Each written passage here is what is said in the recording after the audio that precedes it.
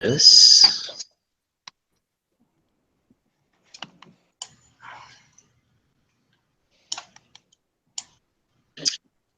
And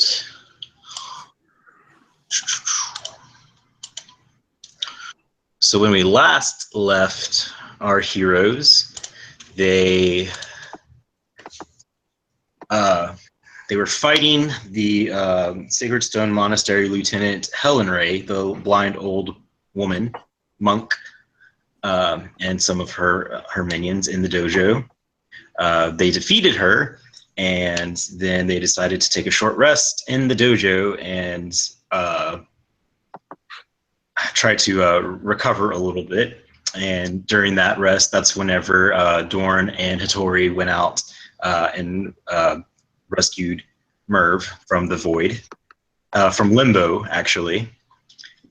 So they walk back in, and Brian or Heron, you see Merv, and perched on his shoulder is a tiny pseudo dragon, and he's quacking. He goes quack quack quack quack quack quack quack. All right. And Merv goes, "Hey, what's going on?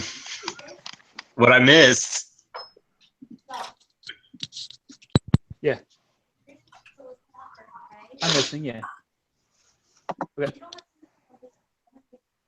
It's okay, it works better with headphones. I can still hear. Let's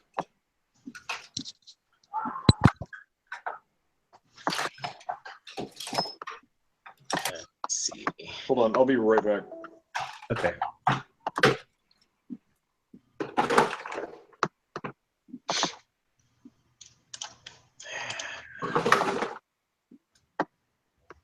And Brian, are you able to see the Roll20? Yeah, I'm pulling it up now. That's what I'm doing. Okay, cool. Yeah, I gotta edit Katie's stuff because we never managed to get it in last time. Mm-hmm. Oh yeah, my leveling up I never did. Oh yeah, you are level 5 now. So. Oh, my character does 5, so it looks like you did it. Did I do it?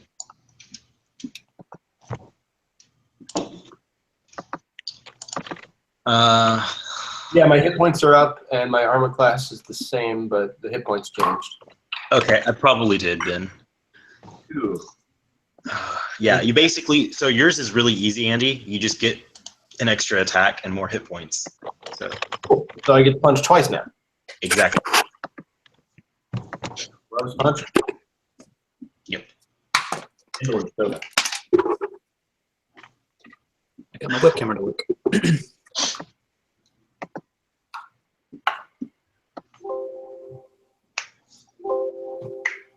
Can you hear me, Andrew? Yes, I can. Okay. Can you hear us, Josh?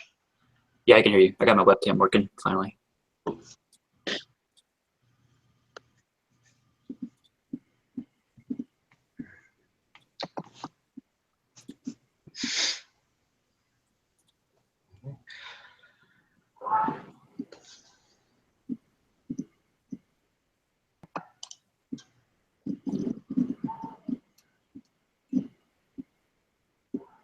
So you guys let me know whenever y'all are ready. I just have a question. How do I in the Google Hangouts with the Roll20 app, how do I don't see it as an option to join. Inside the Google Hangouts? Yeah. It's not working for some reason. So okay. we're just logging in on a separate window. All right, that works.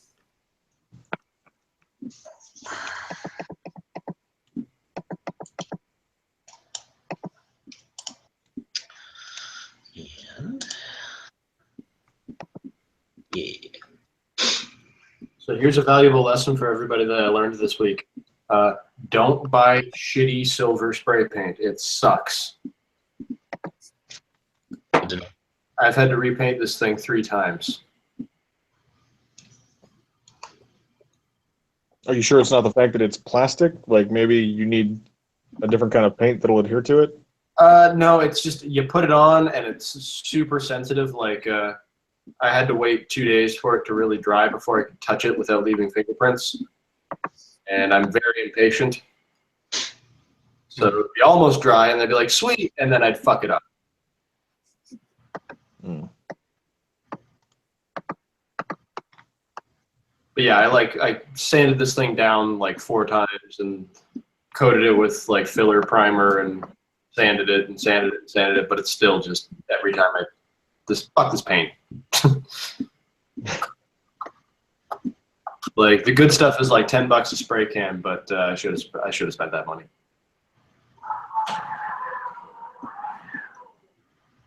Okay, is everyone ready? Yeah. Yeah, should we took a short rest, right? Yes, you took a short rest, so now everybody is rested up, and you can expend your hit die if you choose to. The short rest doesn't heal us, right? No, you can use your hit die to heal yourself, but you don't automatically get all your. Okay. If you choose to use a hit die, though, I'll play the my Song of Rest, and you can get an additional hit die. I mean, that seemed okay. Looks like how we got into a fight last time. Yes, y'all did.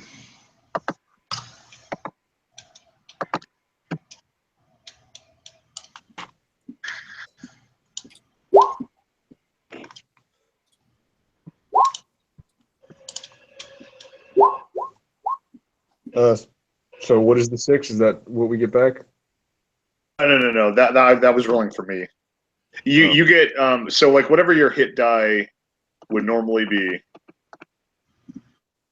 you can expend a hit die to get that back, and then you get an additional D6 added to that if you want, which you should take.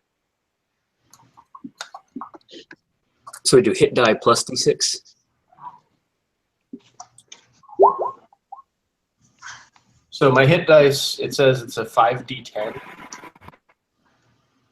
But I've never used that. We've always just healed with someone healing us. Yeah, so you have your hit dice is a D10, and since you're the 5th level, you have 5 of them. Oh, okay. So I just roll 5 d10s, and that's what I get. Yep. Sweet. Wait, do you only get like do you lose the ability to use more hit die? Like do you consume the hit die, or do you just get to roll all of them?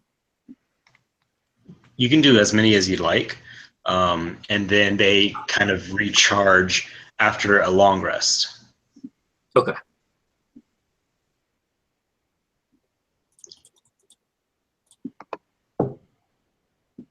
God damn it! It doesn't even take varnish well. Fuck So this what paint. we rolled a hit die, and then we get to do a extra d6. Is that right? Yep. Because Brian is playing his Song of Rest. Sweet.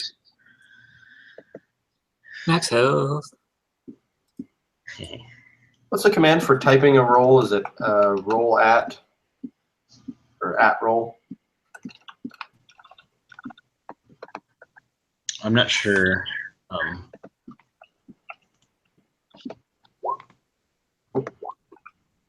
I think it's like backslash or something like that. Ah, okay.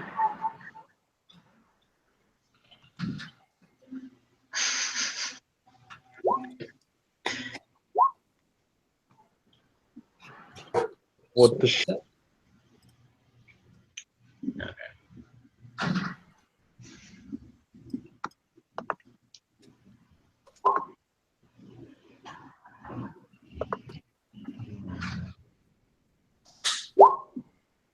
Nice. Oh, you can also just click the hit dice and roll them. Yes. But that doesn't get you the additional D6.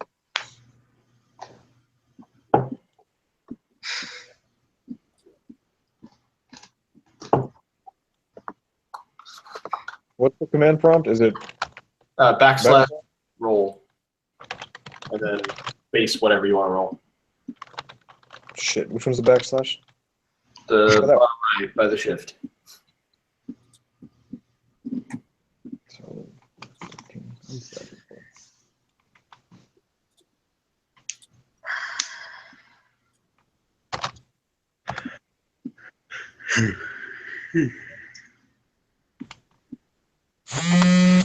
Ah! So, has everybody solved the puzzle of rolling hit die now? 10 XP.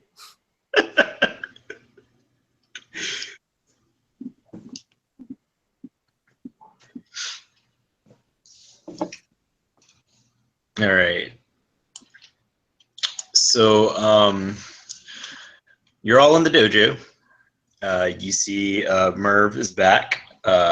He actually looks younger than what he originally left. Kind of. He explains. Well, he's having errors. Or he's having issues with his internet. He just texted me. okay. So, so for you, Andy, just Merv explains that he was in limbo. He while he was gone, what seemed like just a few moments here in the material plane. He was actually gone for a few weeks in limbo, but he passed through like a time, I guess, wave or something, and so he regressed in his age. Helg nods along like he believes him, but deep down he's like, what the fuck is this wizard talking about? How much wizard weed is he been smoking? And Duck is perched on his shoulder, and he happily quacks. Quack, quack, quack. Well, I mean, yeah, you can see that he's younger and that he has like this little pseudo dragon with him. Yeah, no, he knows something happened, but he doesn't necessarily believe anything. He thinks it's just a wizard trick. I mean, it wouldn't be the first time that Merv has pulled a prank, so... Duck kind of happily flies around the dojo, chasing Alfellow, God damn it. Katie's owl, and they're both kind of just like quack, quack, quack, and Alfellow goes whoop, whoop, whoop, and they're just kind of chasing each other. We're just engineering this story so that you get to make as many animal noises as your little heart desires. Next, we find the donkey, and the donkey says, hee-haw. Then the bear shows back up. Yep. The bear says, fuck you! Oh, I have plans for the bear. Don't you worry. Killing that fucking bear. So you have a couple of more rooms that you can investigate here. You do hear down the hallway, there is some sort of, I guess, commotion coming from a room. You're not quite sure what it is exactly, but it's there. And so let me actually do the reveal area.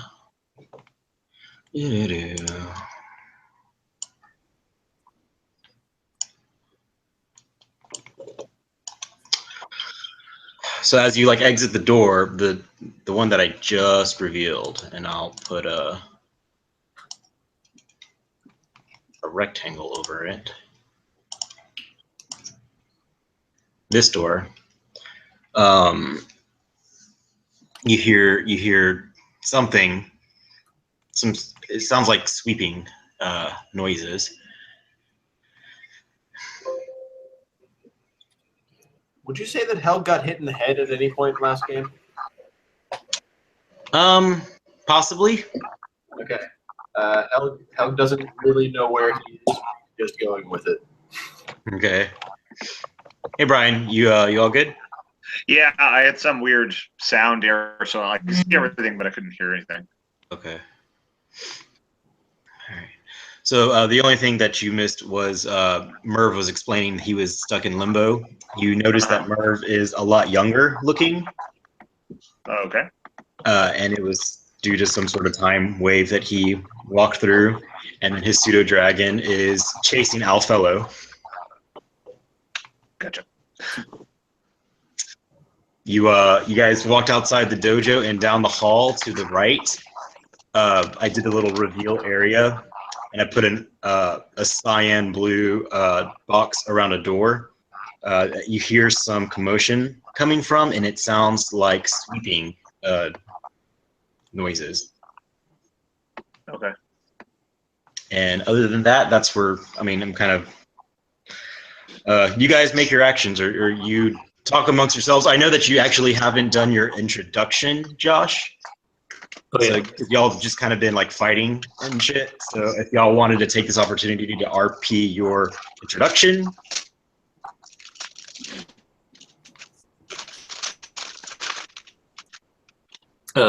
Someone else can start.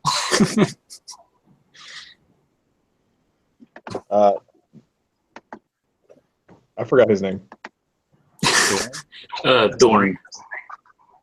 Okay.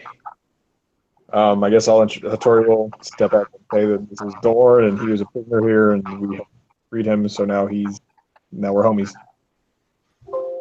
We've been through some shit. I think And so. we have magic balls now. My name is Helg, and I'm an alcoholic.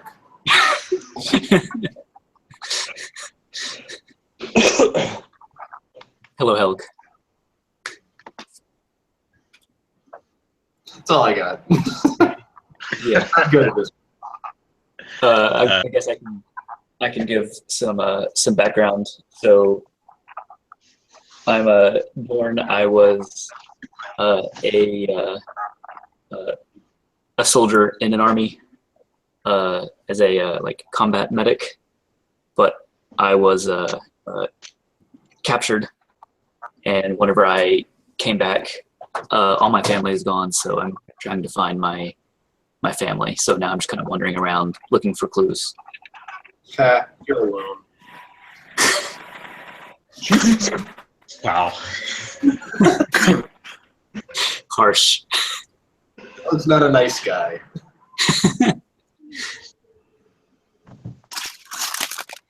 Nala looks surprised at you, Helg, and she just kind of like blinks, and then she goes and introduces herself to you and says, "Hi, I'm Nala, and I'm a cleric of Sylvanas, and it's nice to meet you."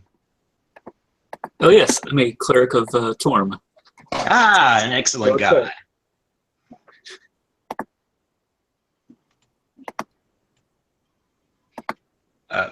Kaylin will introduce herself as the elf ranger, and Stay clear of her.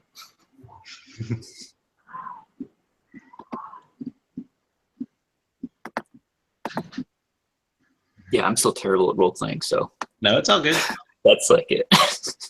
All right. So you guys are in this hallway, and you can either go straight outside, back outside to the stone garden. There are two doors on either side in that hallway that lead to rooms that you haven't been to.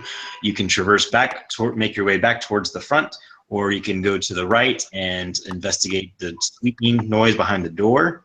That's kind of calling to you, or sweeping, or whatever.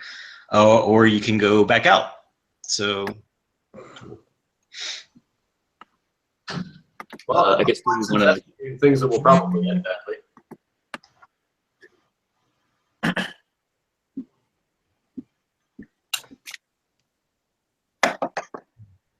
Are you able to hear us, Brian? Yeah, I think my internet's been real choppy, so like it's cutting in and out for me real bad. Okay, sorry, man.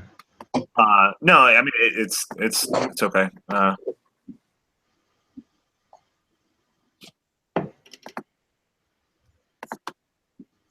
It should be a lot better because I pay for much better. So we'll see.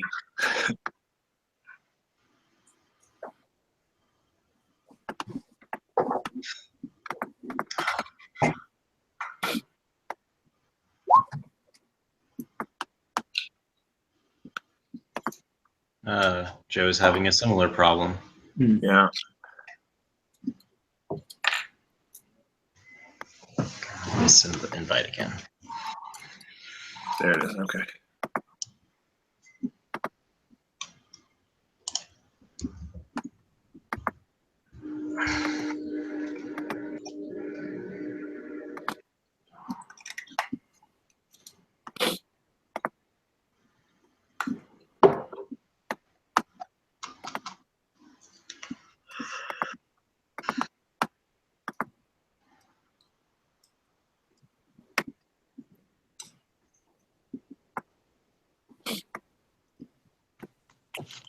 Hey, Joe. Yeah, I don't know what's going on. So, sorry. Okay. Okay, sorry. So we're standing outside this door. It sounds like there's people sleeping behind. It sounds like there's sweeping coming from behind. Okay. You also detect a faint aura of magic from behind it, but you're not sure what. That's just from like your half elf. Sure. Spidey sense is going off, but I can't really tell you anything else unless you cast detect magic. Well, I can say Dorn is not a fan of all these people, so he's happily to killing the main people. They did kind of imprison me for a while, so kind of dicks. The person we were supposed to, like the leader, we already killed her, right? That lady, right? Yes, you did find a ring of keys on her, like Okay. janitor keys. So, and you already have the third piece of the key.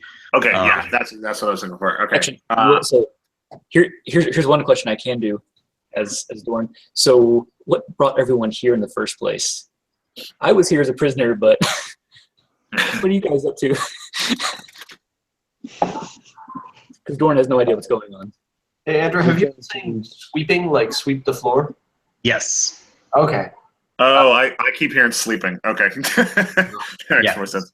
Yeah, it sounds like it's like there's like a brushing motion going on. Okay, I understand. Helg walks over to the door, glances back at the group with a smile, raises his cane and knocks on the door and says, "Housekeeping." The sweeping stops for a moment. I'm gonna stand on the other side of the door, rapier out, I guess. It stops for a moment and then it resumes. He knocks harder and says, "Housekeeping." You hear from within a voice that says, "I've already told you, go away." Did it sound like an old man? Yes, it did. Can I kick down the door? Okay. Yeah, let's just head inside then. Let's do it. Okay. Well, you try for the door, but it is locked. Are you? I guess. Do you use your keys? Yeah, we'll just go one by one, check all the keys. You do find a key that like has like the little skeleton on it. So you just use that one. Man, we are good. Wait, why do we have so many keys? Why are there so many keys if one will work? Yeah, I mean, God is being nice to us.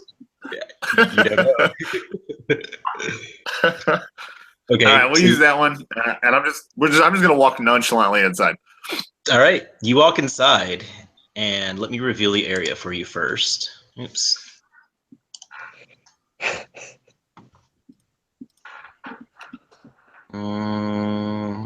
Reveal area.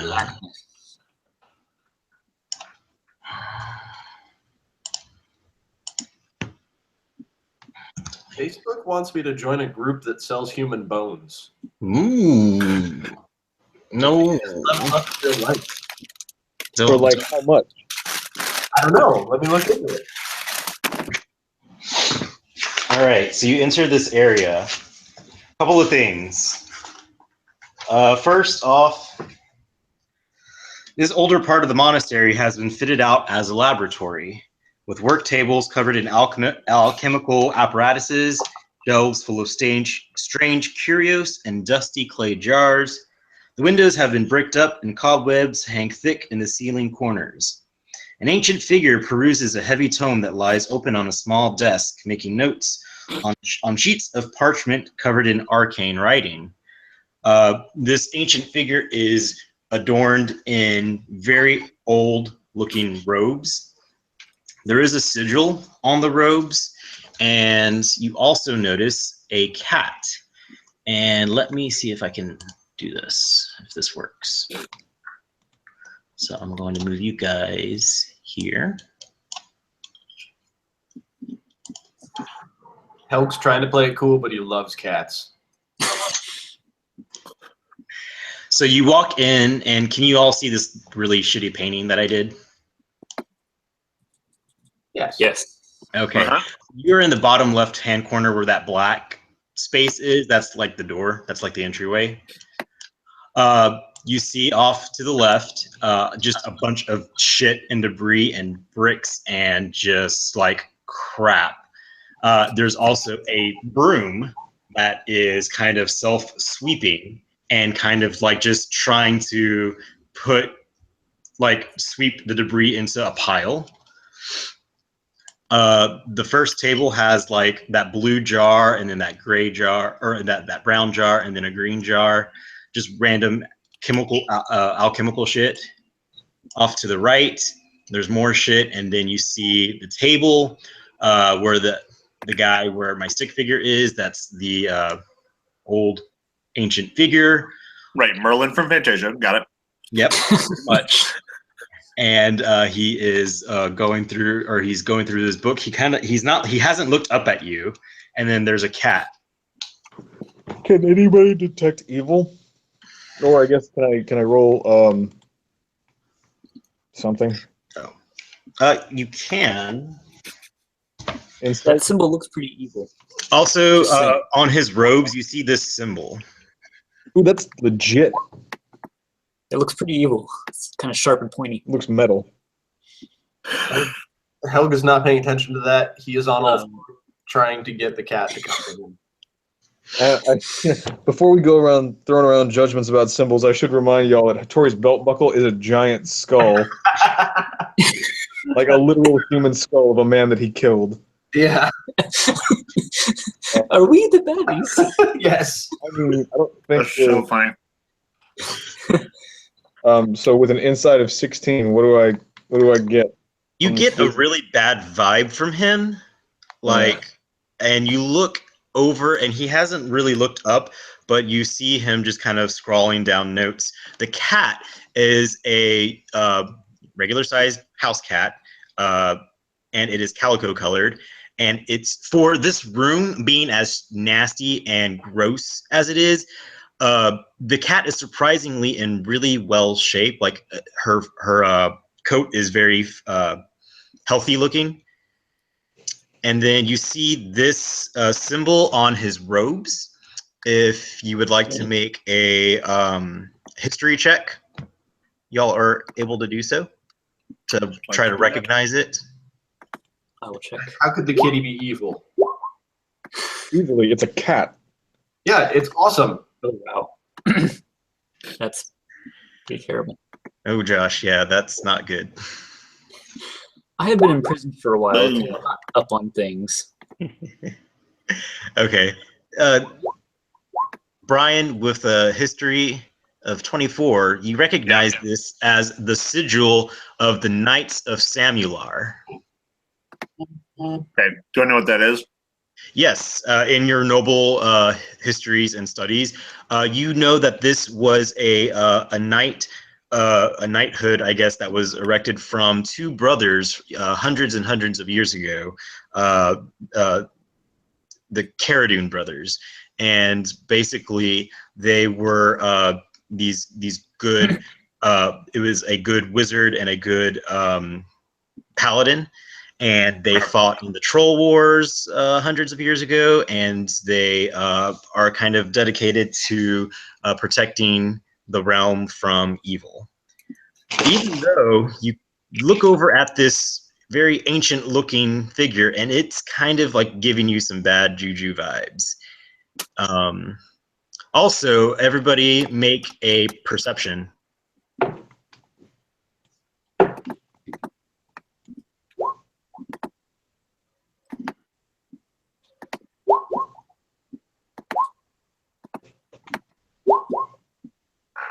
Okay, everybody right. except for Helg. Helg loves cat. Helg is looking at the cat. The cat kind of jumps over and is. At my point stands. You're just making animal noises. So Helga's played with the cat.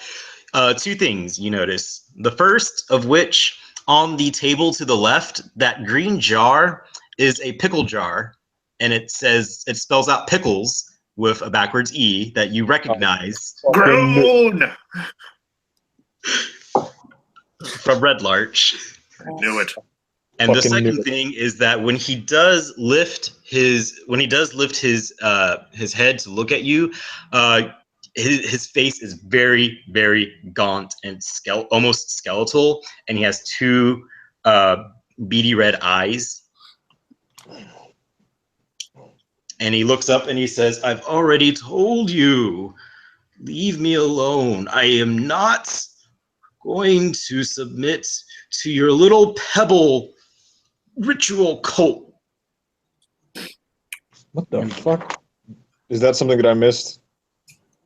Is he talking about the Black Earth cult? Talking about those guys that are dead. He's talking about the Black Earth cult. But he obviously called it something else.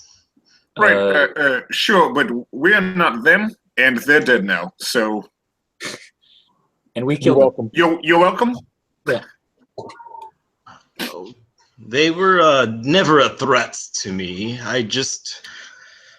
They're just very annoying. He goes back You're to, welcome for that. Then. "What do you want?" I want to pet your kitty. Yeah, do we really want anything? We don't even know who this guy is. Like, we're just knocking on doors. Yeah, I'm sorry, what are you doing here? Yeah. What are we doing here? This is my home. Accosting the I've elderly. lived here for as long as I can remember. As long as you can... How long can you remember exactly? Quite some time. Are you going to give me an estimate in years? Or just... No? A lot longer than you would be able to conceive, Sonny. So, I mean, I'm sure I'm quite young and handsome. you have lived in this temple all your life. Did the Black Earth cult move in around?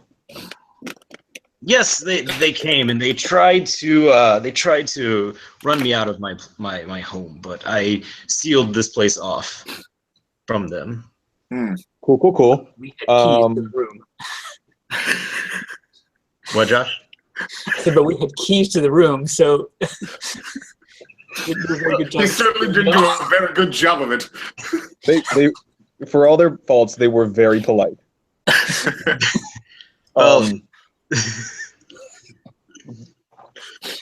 Yes, but none dared to come in after I made an example of their friends, and he motions over to the pile. And as you inspect the pile of debris, you notice that it's a couple of bones and that gilded mask that the monks would wear. It's kind of littered with the remains of some, I guess, poor hapless monks that would have come in otherwise. So he looks at you and he says, "Now," he says, "You need to leave now." Well, you still haven't explained who you are and what you're doing here and any of that. Why did they want? Why did the Black Earth cult want? What were they doing here?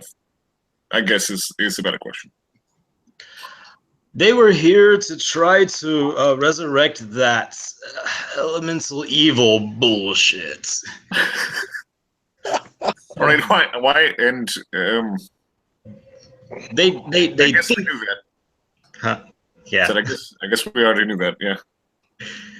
But I am here to try to study a way to bring back my brother. Is your brother the cat? Oh no, that's Mrs. Whiskers. Can I pet Mrs. Whiskers? He seems to have taken a liking to you, so sure. The cat is already like kind of like. All right. I mean, I don't think we should. Clearly, even if he is evil, this man has put up with our bullshit long enough, and we just walked into his home. I feel sketchy. Yeah. Like, I feel like we're on the wrong end of this. Pretty sure it's why we're breaking and entering. Although they did have me in a dungeon, so that kind of puts him in a bad. Well, not him. It was the Black Earth cult. Well, it's true. Okay, so also, if he was so powerful it can kill them, would he not want to stop them from raising this evil entity thing? Evil is a very subjective term, and I mean, you kind of get that he's kind of an evil dude, maybe. Like, he's definitely not. Kill everybody evil, but a little bit of torture. Yeah.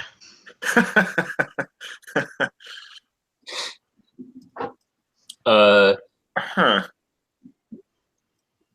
Go ahead and roll another perception.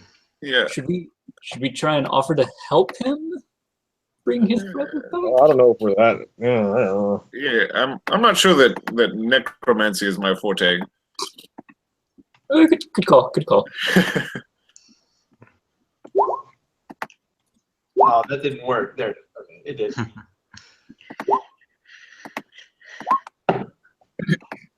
Heron and Jose and Helg. I'm sorry. Hattori. As you look at him and you study his features, you look and you see that it's not just that his face is gaunt, it's dead, it's decayed. And as you study his features, you realize that he is actually some sort of lich, to the best of your guessing. Damn it. I mean, Did we just turn around and? right. I mean, we don't really need anything else from in here. I feel weird just leaving him here, but I mean, is it a room that leads anywhere, or is it this clearly just his quarters? So there are No, two exits. There are three exits. The first one that you came through, another door off to the right, and then further where the cat was, where that black kind of staircase is, it kind of descends downwards. And you can kind of, based off of spatial reasoning and where y'all have been, you think that leads downward into like the dungeon area, Josh, where you were held. So, can we ask him if he knows why the Earth people came here to resurrect the elemental evil? I assume that's what we're trying to stop, right? Wait, Yes. Yeah, it is. But can they even do that now? Because they're the last elemental cult left, aren't they? Like, we killed them all. we have one. We killed the air people. We killed the water people. Water, fire. Earth. We haven't done fire yet. We haven't done fire. Oh, okay. That's gonna suck. Does this guy have any information on Yeah, can we ask him, like, diplomatically, politely, could we ask him for any knowledge that he might have about the elemental evil? He looks where at you. where the next one might be? We already know where the next Oh, one go is. ahead. Oh, okay. So he looks at you and go ahead and make a persuasion to see if you can persuade that out of him. So I mean, I just assumed Joe did because he did it, but if we can choose, I'll do it because Yeah, I would prefer Brian did it because my performance has a 3, but my persuasion is a 0. So I could tap dance for him. Okay, 21 is very sufficient. He says, he tells you that the Black Earth cult came here a couple of years ago. They started off with the people that you killed, Helen Ray, Corbo, and their prophet named Marlos. And he is he's basically the guy who has put into motion collecting all of these these individuals, all of these followers, to indoctrinate them into the Black Earth cult. He says that Marlos is a man who is no longer a man. He actually has turned into some sort of Medusa Gorgon type person. God damn it. That explains things. He says that they came here to try to persuade him to join the cult, but he declined. And when they tried to persuade him with force, that he, took some of their members to his own phylactery, and he fed their souls to his phylactery to extend his life. So they kind of left him alone, and he sequestered himself to his area as long as he was able to do his own studies, left to his own studies. He says that the Black Earth cult is one of four, and that they all four comprised together will make up elemental evil, the elder eye of elemental evil that is actually was originally founded by a drow priest. What happens if they succeed in bringing about this elemental evil?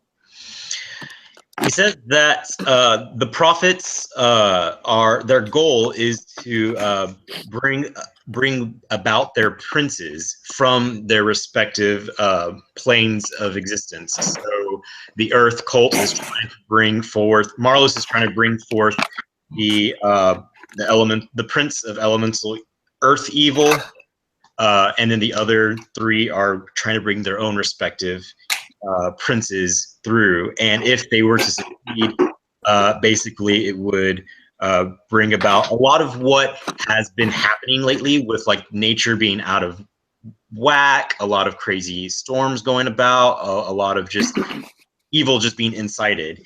He also goes on to speculate that while they all work independently of each other, there might be those select few that believe that once they do all come together, that they'll be able to bring back an entity from the elder elemental eye that would combine all four into one elemental.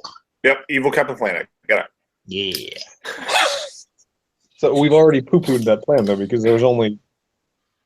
He says you've only stopped their surface outposts and their lieutenants. You haven't actually come across one of the prophets like Marlos. God damn it. Oh, Uh-huh. just the cult leaders. Okay. Brian, you also remember whenever you banged Savra, the air chick, she talked about how they were just essentially like Captain Moroska and herself. They were just stewards. Servants of the Gray Lady. Yep, and Yeah. the Gray Lady, is what you can put together one of the prophets. Got it. Okay. So does this guy know? Does this lich know where the other prophets are? He says he would imagine that they are well beneath the surface outposts. The surface outposts descend into the proper temples of each element. Oh. So what about those stairs behind you? Would that lead to something? He says, "You are not allowed down there. That is where my brother will rest." Cool. Okay. So there's probably something down below, because there was more dungeons and stuff. That's where they had me digging. Mhm. So there was more stuff down there. I know we rescued some of the prisoners. Were there more? You've rescued all the prisoners. Oh, they're all gone. Okay, well that's good. But there was a lot that were taken and never came back. So I presume they were dead, but they could be taken somewhere deeper. Gotcha. All right. Well, look, Sir Lich, we would really like to head down there behind you. I understand that that's where your brother will rest, but he's not back yet. We will be down and back before you know it. And look, we rid you of a nuisance. You know, quid pro quo, please. He looks at you, and his eyes go from red to white, and he looks at you, and then he looks up as if he's like scanning behind you, and then he looks back at you, and he says, "There are a couple more monks here.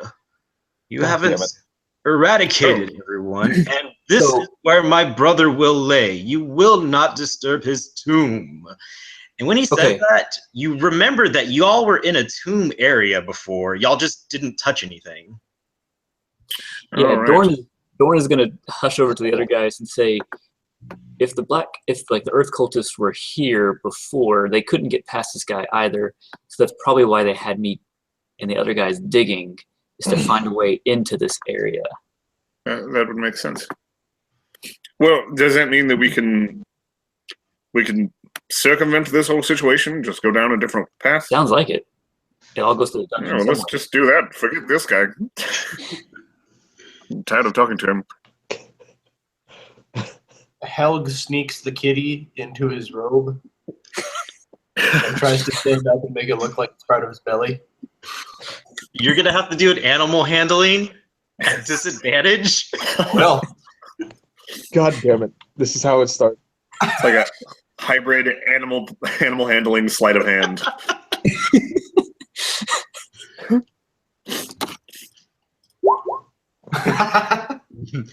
The cat scratches you, and you contract cat scratch fever.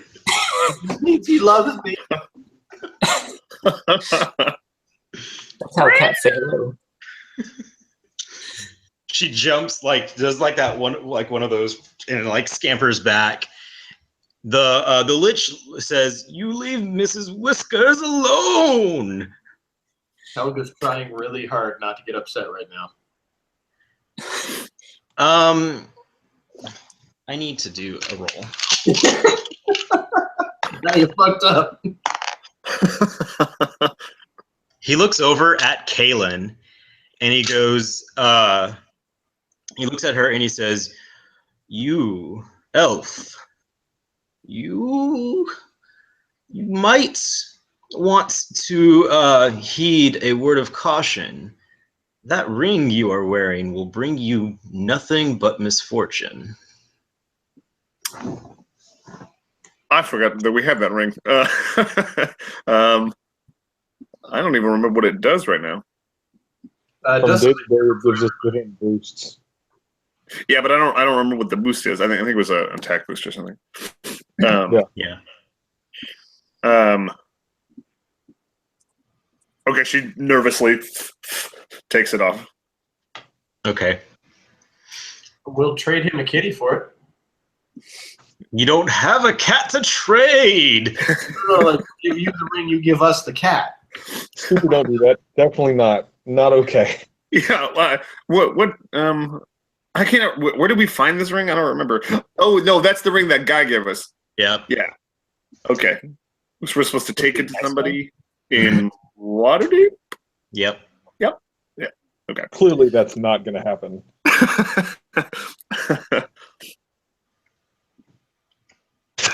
He looks at you all and he goes, "I grow weary of you.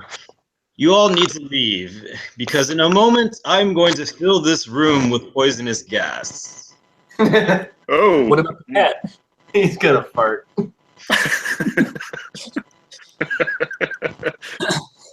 Oh, okay then. Yes, sure. Great.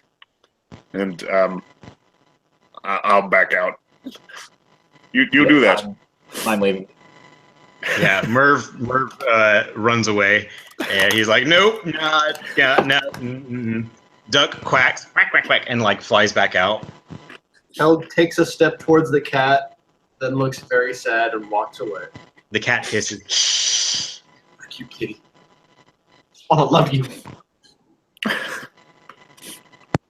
Okay, so I say we just try to go back down to the catacombs down there. The catacombs? That was nice. Sorry.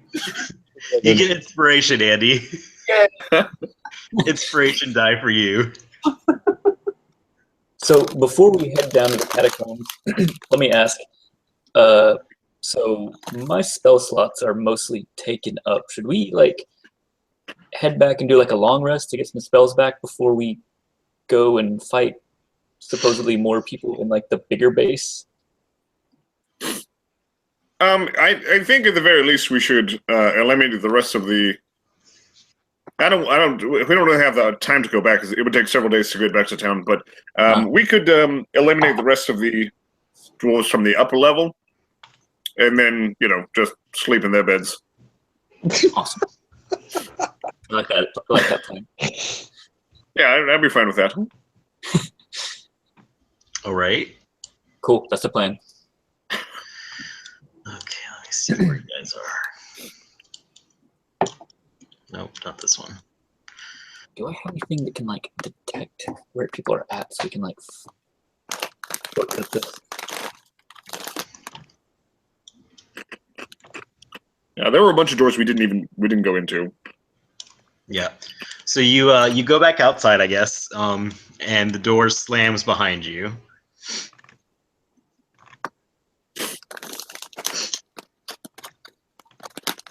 Where would you like to go? Or would you like to leave? I mean, it's you guys tell me what you want to do. I think we just try and check every area we haven't been in. So I guess let's go down that hall to the one south.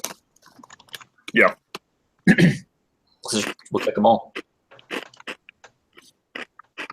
Okay, so you're going south. Yes. On the left hand side of M15. So on the right hand side. Just So we came out that door. straight across. Yeah. Yeah, we're going straight down. Straight down from the turquoise box. Straight down. Okay. So as you go down that, you see another door.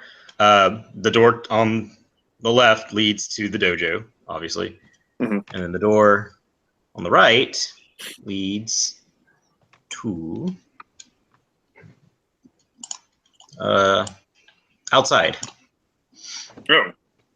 Okay. Well, this is not correct. So we circle back around. All right, so you're back around. You're at M11. From M11, where would you like to go? Up, left I guess let's check that one to the right. of M11. Oh Yeah, yeah. 'cause we've been to the courtyard. We know that we've been on that other side. So All right. All right, you enter. You use your keys. You have to go through one by one, actually, because that skeleton one actually doesn't work on this for some reason.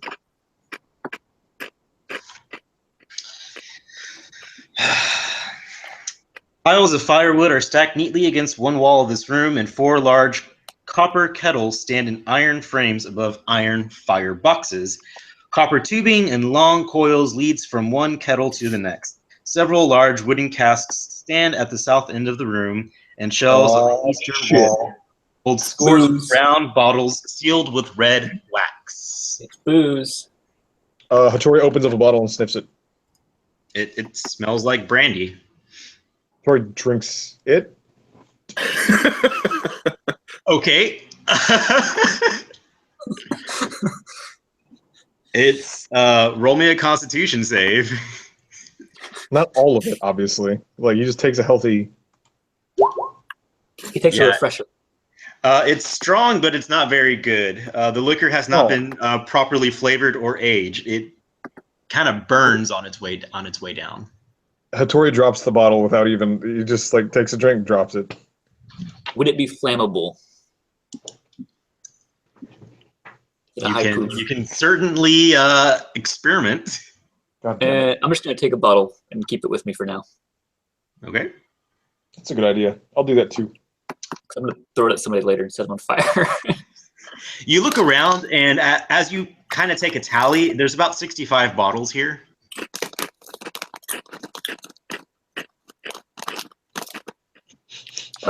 I'll take And- 3 bottles. Okay. Just mark however many you want, as long as you can fit it in your pack or whatever. I think I'm just going to take one. Okay. You smell it. It's like a brandy, but like also has like a hint of Everclear. Good. Andy, almost like Everpepper. Oh. Oh. Okay, so All right, so you leave this. So it's a distillery room. Anything else? what this else room? is in the room? It's just a bunch of places Do like an to. investigation or something. Yeah, roll an investigation because all you can see is basically just like the vats of. I just want to see if there's anything else of use. Oh, Josh, you don't see anything with a 3. More I booze. didn't even see what I rolled.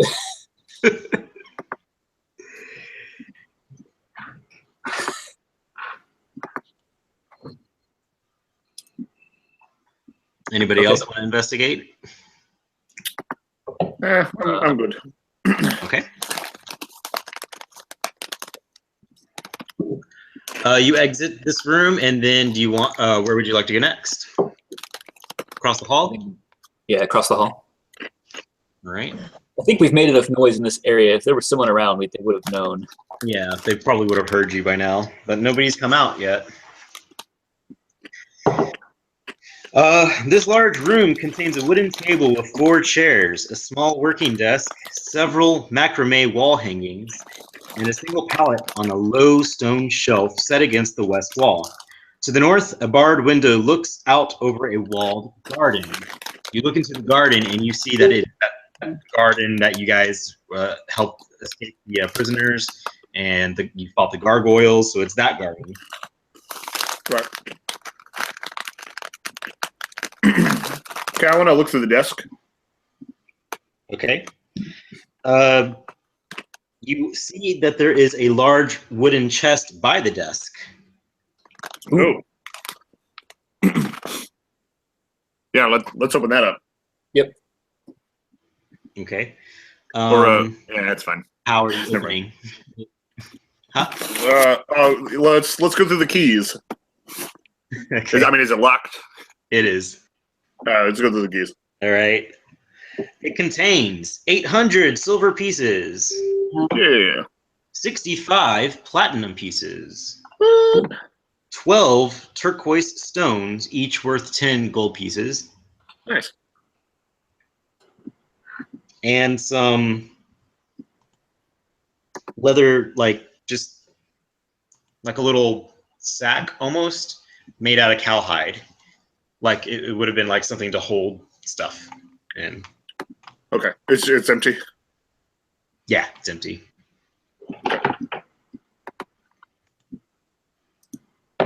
Is someone keeping track of all the money? I assume. Andy is, Oh, okay.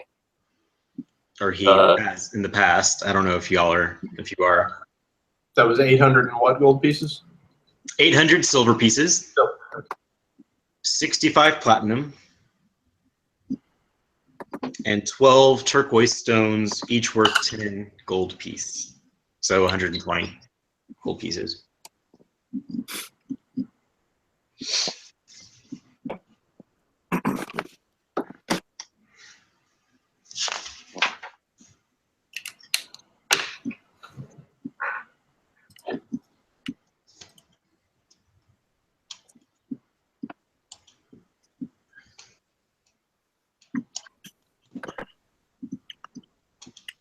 Does that desk have anything else in it? There is there's a book in Braille. In Braille? We did kill a blind. Oh yeah. Okay. I guess I don't know Braille, so. I mean, Yeah. Is it so? The book in Braille, is it something that might be like a diary? Like, is it handwritten or is it like Guess can you write in Braille? No, it looks like it was, I guess, manufactured. Okay. like maybe it was purchased at a library or something. Okay. Leave it. I don't know. I think I'm gonna take it. I'm gonna take that book. Okay, you're gonna add it to your collection. The history of Mirabar, ages 8 through 12. That's right. It's just I have it. It's just called History of Magical Things, grades 8 through 12. There you There was like a small pouch, right? Yeah. I'm gonna take a small pouch because Okay. I got like jack squat on me. Okay. I'm hoarding until I say otherwise. It's up to you. You guys are. This is like kind of the treasure. So you divvy up how you want. Josh, the pouch is made out of cowhide. If that means anything to you. Does anyone want the pouch? Anyone else want the pouch? No, I mean I have my pack, so I'm good. Okay. If do y'all want to do anything else in here, or No. No. No, let's just leave. all right? Let's see if we can find anything else of value. You go back out to M11, and if you're standing at the M, where would you like to go? Let me know. I think south. Let's go to that one down. There's like a couple big rooms to the south that we didn't go to. Okay.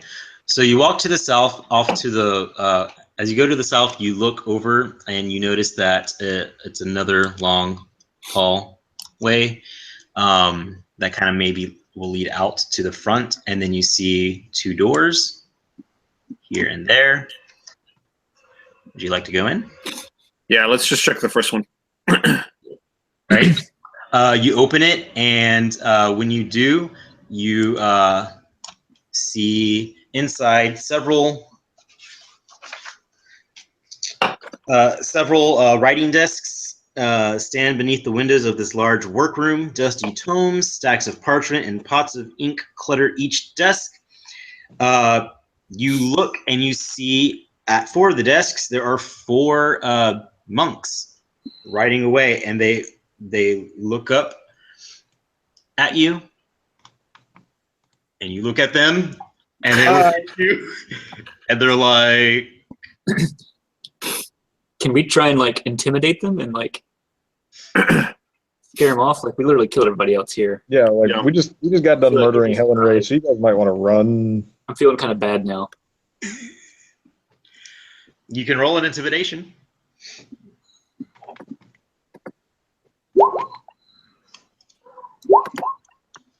Oof.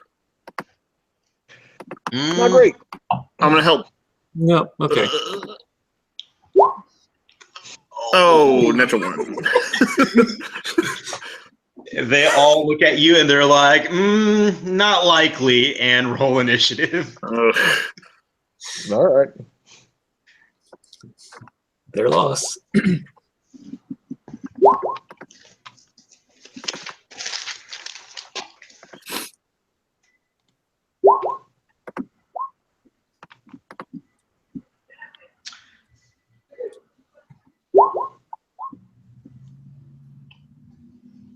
All right. They roll for Helg.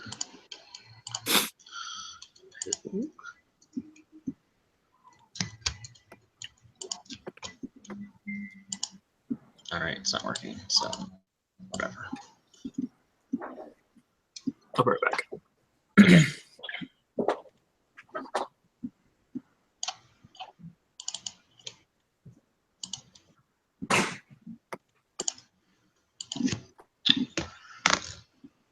Nine.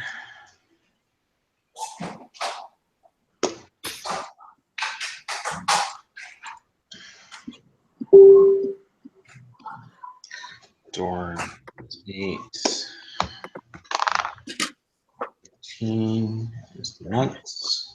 So, question: would it be worth trying to capture one of these people to like get any explanation or other stuff? That is entirely up to you. Thoughts? Sure, we can give it a shot.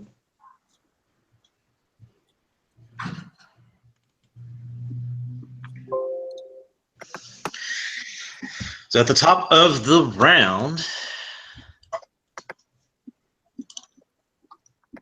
we have Heron. All right. Okay, so they're what? I'm just standing in the doorway. You're standing And in the they're- doorway, and at the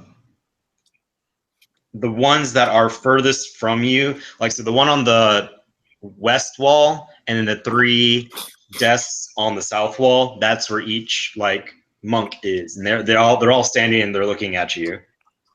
All right. Let me look at. So you're about 10 feet away from the nearest one. All right. Let's see. Let me see something real quick.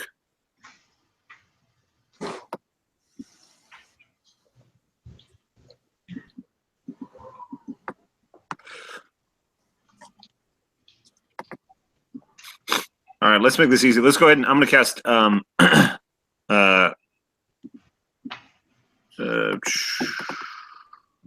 big is the range on this?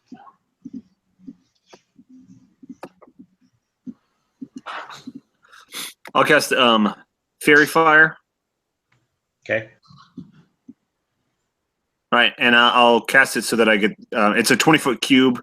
So I'll try and can I get 3 of them, like the guy against the back wall, and then 2 desks. Is each one of those squares 10 feet? One of the squares is 10 feet, so yeah, you can get 2 of them. I can get 2 of them. Okay. All right. I'll get the 2 in the middle then, and leave the guy in the back. So the desk in the middle and the far desk and the 3rd desk, I guess. Can I grab both those? So you want these 2? Yep. Yeah, I'll say that they're That's standing. about because it's like halfway between. Yeah. Yeah, they're standing here and there. Yeah. Okay. All right. So I'll cast Fairy Fire on those dudes, All right, what do I have and to do? it's a Dexterity saving throw. Ooh, dexterity. 9 and 19. 19 succeeds, but 9 does not. Okay. So we'll say that. Where's that? Fucking shit. So we'll say that this guy is colored. Okay. What color is he? You're very He's fire. green. He has green flames licking off his skin, Okay. though he feels no pain. Would you like to move or have a bonus action? Yeah, I'll back up against the back wall. Okay. Next, it is Kaylin. What would you like her to do? She will move she'll move like towards Over to that eastern desk. Yeah, kind of in the same general area that I'm in. Okay, And, so like right there. Yeah, and she'll take a shot at the guy I fairy fired. Got it. Yeah, okay, she started put that. What is the Hits. fire like? What is the? You said he's like green. Is he like easier to hit, or is he damaged? Yeah, if he's fairy fired, then you get advantage. And actually, I'll roll again because I didn't put it on advantage. Okay, so 19 to hit that guy. Yeah, definitely hits. Okay, and she does 12 damage. Good God. Oh yeah, that stuck right in his chest, and he. Oh. Okay, and because now she gets 2 attack actions, she's gonna do it again. Yep. 19 definitely. 19, Mm-hmm. Roll your damage. and only 5 that time. Okay. So.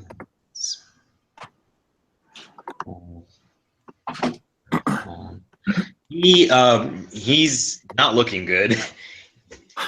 Like, not at all.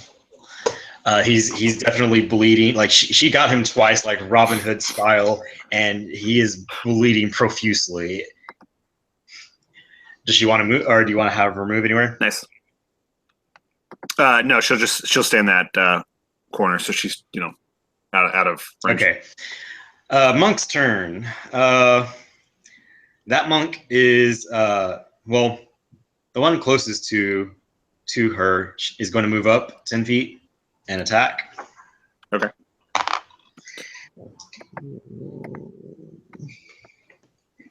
$18 to hit. Yeah, that hits. Takes 5 bludgeoning damage, and then he goes to make another roundhouse and misses. The second monk will run up to attack you, Brian. Okay. 9 probably doesn't hit you.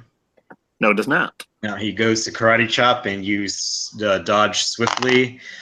Ooh, but the next one definitely hits you for a nat 20. Oh, good. So he goes to karate chop you. You dodge, and then he gives you a quick elbow, and you take 10 points of bludgeoning damage. Okay. Next, the monk who is bleeding profusely is going to take out the arrows, and that's his action. And then the monk on the very far wall with the on the west, he is going to go out the door. So now he comes out the door and he moves over here. So now he is right here, where I guess he can presumably see everybody else, and he stops and he's like, shit. And that is his move. Hattori, you are up. How close is he to me? So we'll say that you are here. So 10, 15 feet away. I'm gonna get him. All right. What are you going to do? What I always do. So give me 1 second. And I get 3 Oh, yeah. attacks, right? Yes. So you have your action now consists of 2 attacks plus your bonus action as your third martial arts thing. Okay. Did any of those hit him? 2 of them did. So roll damage for 2. Mm-hmm. All right, you go over and you kind of just do your sumo moves, and you pummel him, and he takes 18 points of damage, and he looks ragged. Like he clearly was not meant to be a sumo because he was very scrawny as a child, and you've just put him to shame. Anything else? I'm going to diplomatically suggest that he surrender. Okay. Or, die. He hisses at you. He goes, That's a weird thing to do to a Ganassi weird- scum. What'd he say? Ganassi scum. All right. I really thought he called you a Nazi. Yeah. Still love those guys. All right, this cat's had it. Yep. After Hattori, it is Helg. Who's closest to me? So we'll say that you were in the hallway next to Hattori. You hadn't entered the room just yet. So you could go after the one who just hissed at Joe, or you can enter the Joe. Or you- Him. All right. So you move up to attack.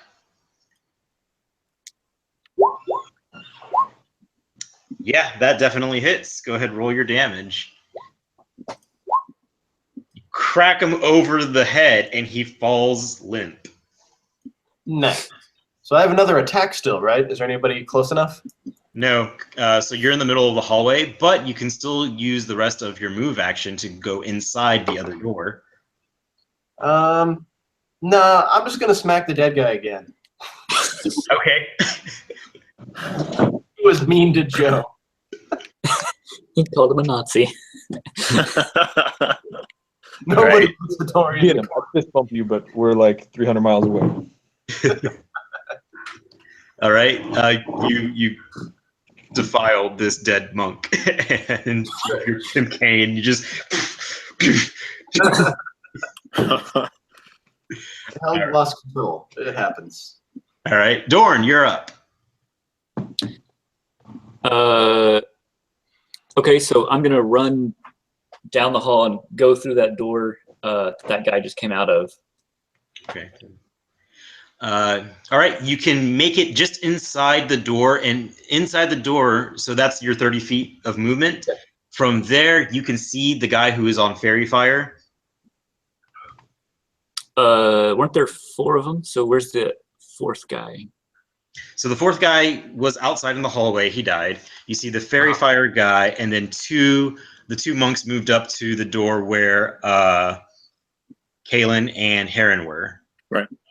So you are within striking reach of the fairy fire dude with your glaive or with your halberd. Okay. Can I attack him and try and knock him unconscious? Yes, Like, you can. What should I do for that? Just my regular attack or anything? Just do your regular attack, and you just call it as non-lethal damage. Fuck. Wait, isn't he on fairy fire? So I get You get advantage? advantage. Yep. Oh yeah. Nice. Yeah. Yep. Roll your damage. Okay. We'll say that instead of you slashing him, you kind of like Hit him with the flat. hit him with a flap over his head. He falls unconscious. Nice. After Dorn, it is Nala. She's gonna hold. After Nala, it is Merv. He's gonna hold. Heron, you're up. All right. Well, since the guy rushed me, I guess I'll just go ahead and try and rapier that dude who charged at me. And bloop. 18 definitely hits. And I got 9 damage. All right. Anything else? No. I'll hold off. Okay. After Heron, it is Kalen.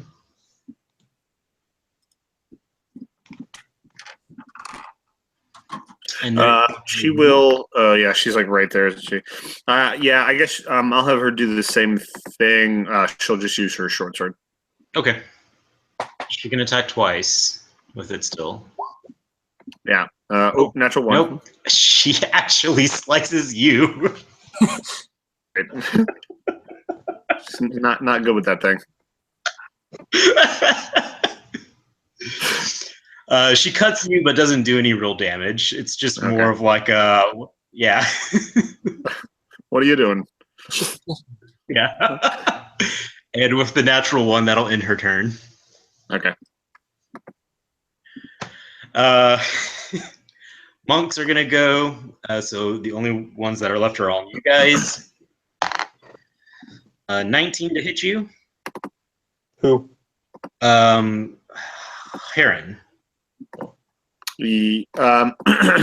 As he swings, what is I saying? As he swings, Heron puts his arms up and gets real big to try and freak him out for a second, like bears. And let's roll. That's me. Okay. Okay, so what does that reduce it by 2? I was using cutting words, but yeah, it only decreases it by 2, so he still gets me. Okay. He kind of looks at you and he's like, okay, and then he like does like a punch. You take 5 points of damage, bludgeoning damage. Okay. He goes to attack you again because he gets 2 attacks. And another 23. Yep, that's gonna get me. Yeah, so he does like a flurry of blows on you and does another 5 points of damage. Okay. The I'm monk looking on pretty Caleb. beat. The monk on Kalen will attack her.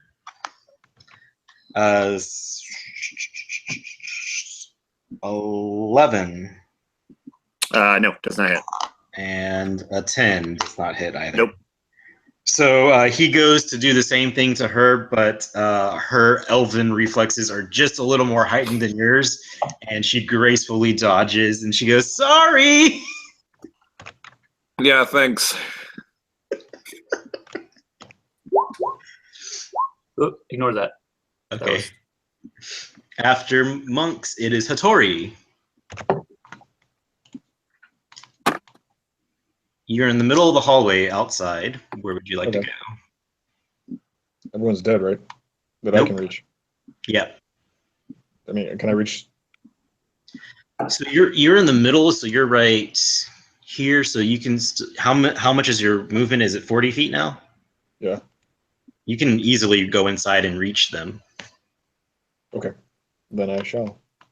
Okay. You step inside the door where you see your friends fighting the other two monks. You just kind of shake your head at Kaylin and her short sword that she dropped. You see her short sword on the ground, and you already know what happened. How do the other two monks look in terms of health? One of them is at full health; he hasn't been touched, and then the other one has been cut by Brian. Okay. I will attack the one who has been cut. All right.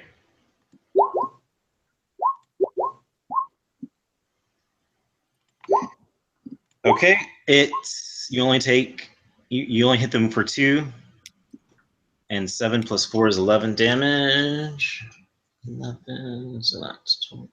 He doesn't look too good. It looks like you just kind of like went in and he's almost dead. Okay. Probably And good. that I'm done. Okay. Oh, you're up. All right. It's just the one left now, right? There are 2. 2. 2? Okay. I'm gonna go for the stronger looking one. Okay, so you walk back.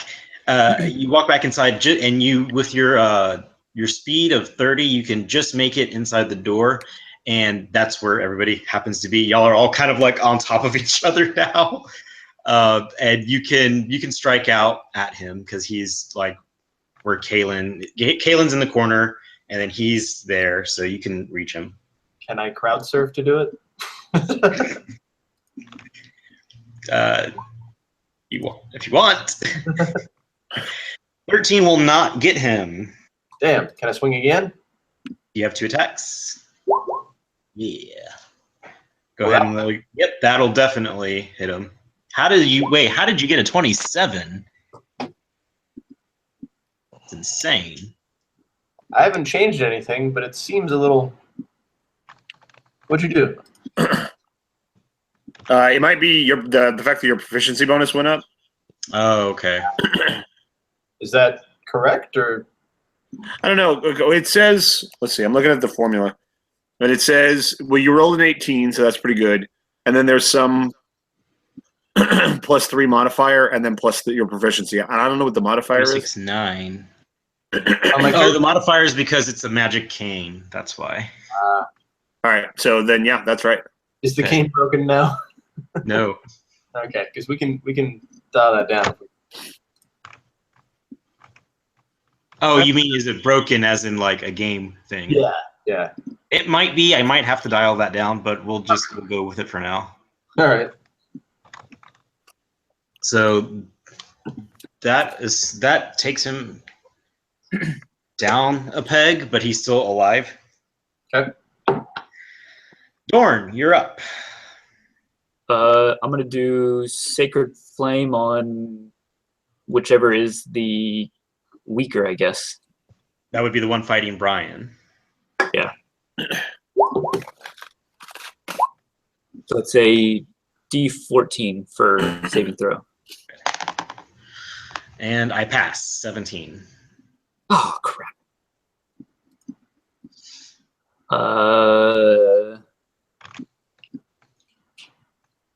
Yeah, that's it. Okay.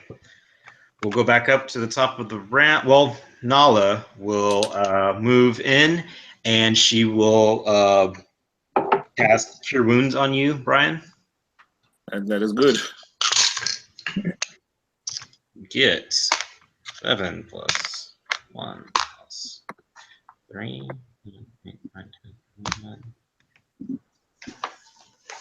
11 points back. All right, and I'm no longer bleeding. Yes, she a blue aura emits from her hands, and that cut where Katie slashed at you is now knit back. That is good. Heron, it is your turn. All right. And just kill this guy standing in front of me, who's. Yep. And I will. That hits. 16 Yeah. definitely hits. 8. You cut him down. He is no longer alive. Yes. All right, After- and Mhm. there's a guy standing there, so I'll kind of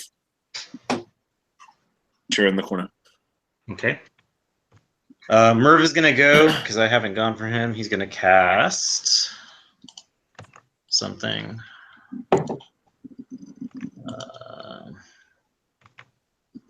Ray of Frost.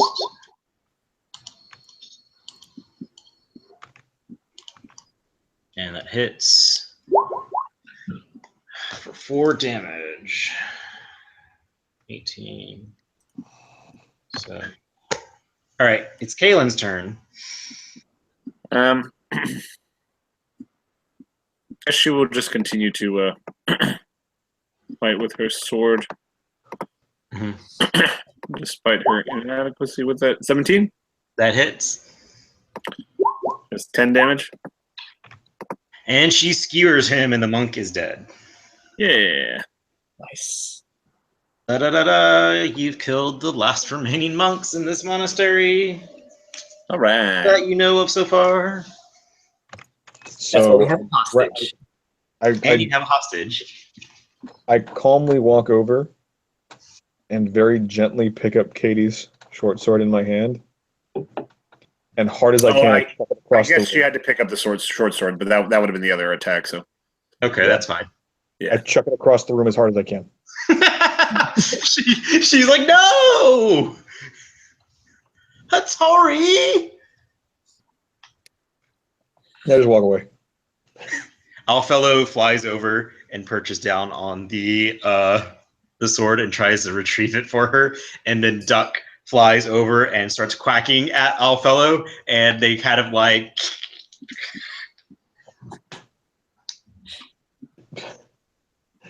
I'm genuinely surprised you didn't do animal noises just there.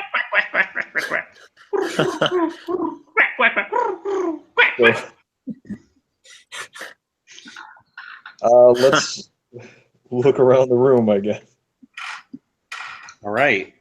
First, I'm gonna tie up that guy just to make sure he doesn't wake up. Okay. You see that the books and the scrolls that they were copying are a small collection from a human aristocrat named Marlos Ernrail. The tomes include academic texts on the elemental planes, holy texts that refer to earth deities or elemental powers. Most of them are quite obscure. Philosophical treatises on self-denial and nihilism as the response to a flawed and illogical world. And then for that, so you find a bunch of those books and other, I guess, texts from his personal testament. If you want to, go ahead. What were they writing then? I guess they were, because everybody was like scribbling when we came in, right? So they had a bunch of books about all the elemental planes and stuff. What were they writing down? So a lot of them, they were just kind of making copies, and one of them was actually transcribing one, like his testament, into more Braille books. Oh, okay.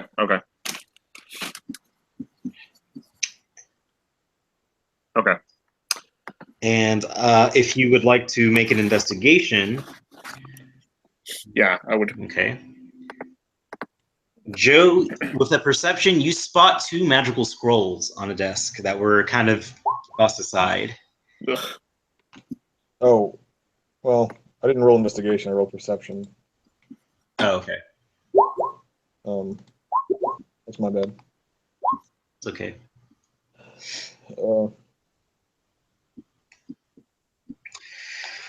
So we'll say that's like a good group investigation. Let me roll for the others. Yeah. So with all that, among the books and parchments are a scroll of Dust Devil and a scroll of Erupting Earth.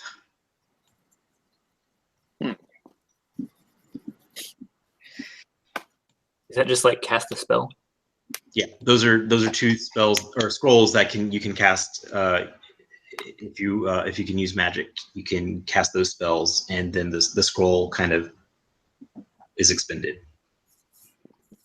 So it's dust double and then earth. What? Erupting Earth. Erupting earth. Okay. Mhm. I mean, I guess I'll hold on to those. Mhm. From if you pour into some of the other texts, you can also discover and can confirm from what the Lich told you that Marlos Ernrail is the prophet of Earth. He was drawn to a place called the Fane of the Eye by powerful visions. There he found, and this is in quotations, Iron Fang, the holy implement of earth power, and claimed it for his own. Does it say what Iron Fang is? It is a weapon it is an elemental weapon. Okay, right. Anything else? Hell yells dibs. Well, it's just like him, like, okay. You learned that Marlos established the Temple of the Black Earth in the ruins of a long-abandoned dwarven stronghold that exists below the Sacred Stone Monastery. But it's And he nurtures something called the Black Geode, and states that when all is ready, the ever-growing mountain shall come and remake the lands in his own image. Would Helg know what the Black Geode is? Roll a history.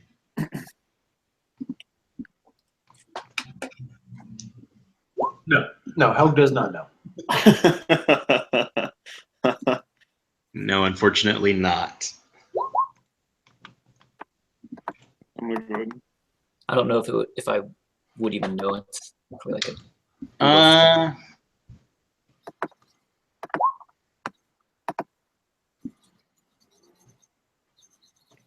Based off of what you've read, you can surmise that this might be some sort of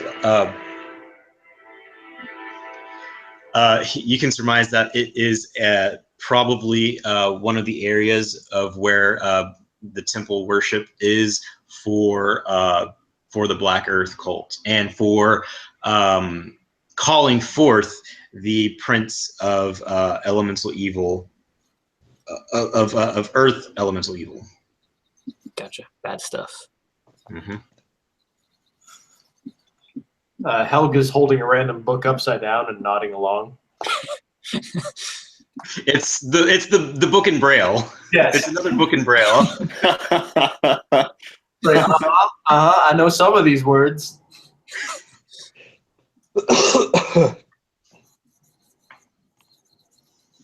All right. That's all of the, I guess, interesting things in this room. Okay. I want to ask the unconscious guy some questions. Like, slap him, make him wake up. He's tied up. I tie Okay. him up first.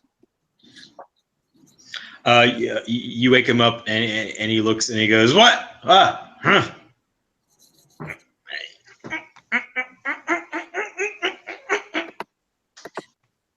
He becomes the door knocker from the labyrinth.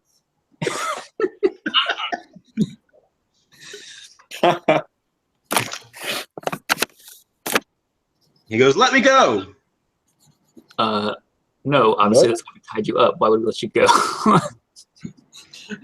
Helg reaches down to untie him. Wait a minute. I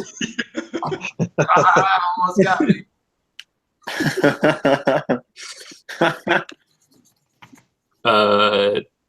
Okay. What would you like to do with this? You're with your prisoner. I want to ask him, where's the Black Geode? Not for the likes of you.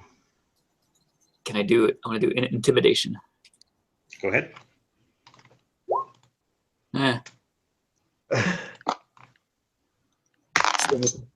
Oh no, I got a natural 20.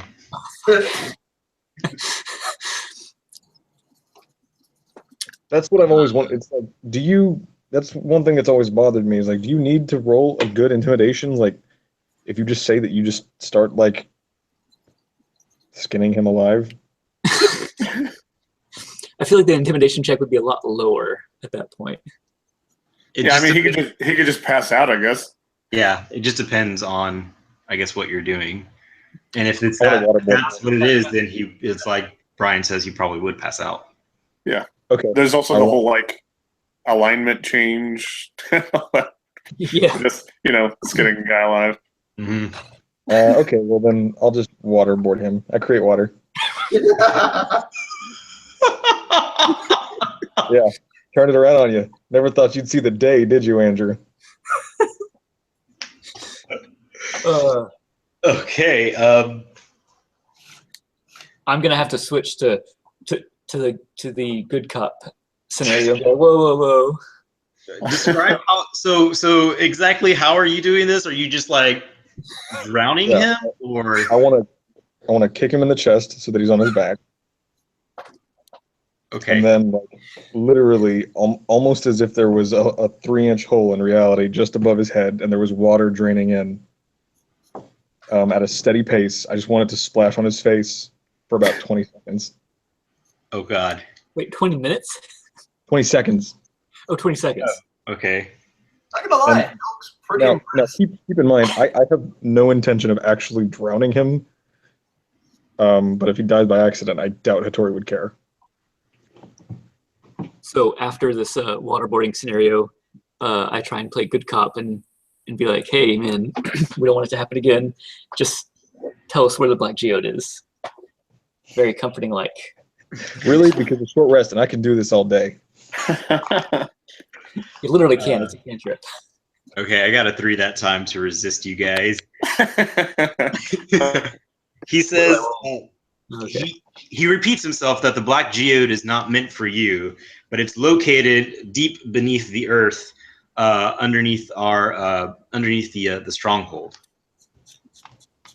Okay, we kind of figured that. Anything else?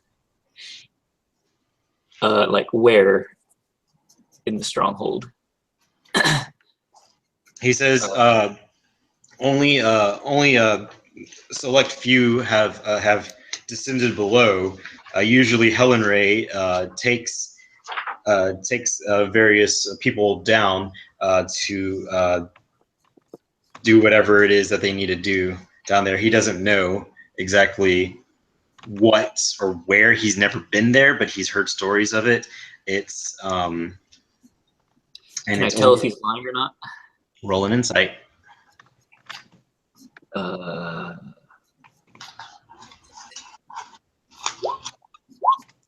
You Oh, fuck. God damn it.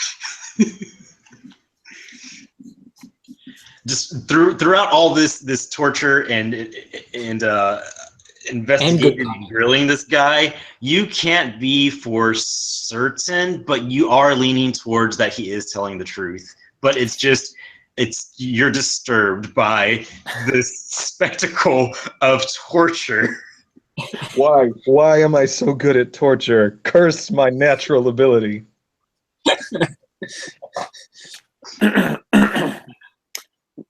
He says that only the ones that are indoctrinated can pass through, or if they're escorted by Helen Ray. I ask him to elaborate on that. Is it like how can only they get by? Is it a sealed door or some kind of retinal scanner? I don't know.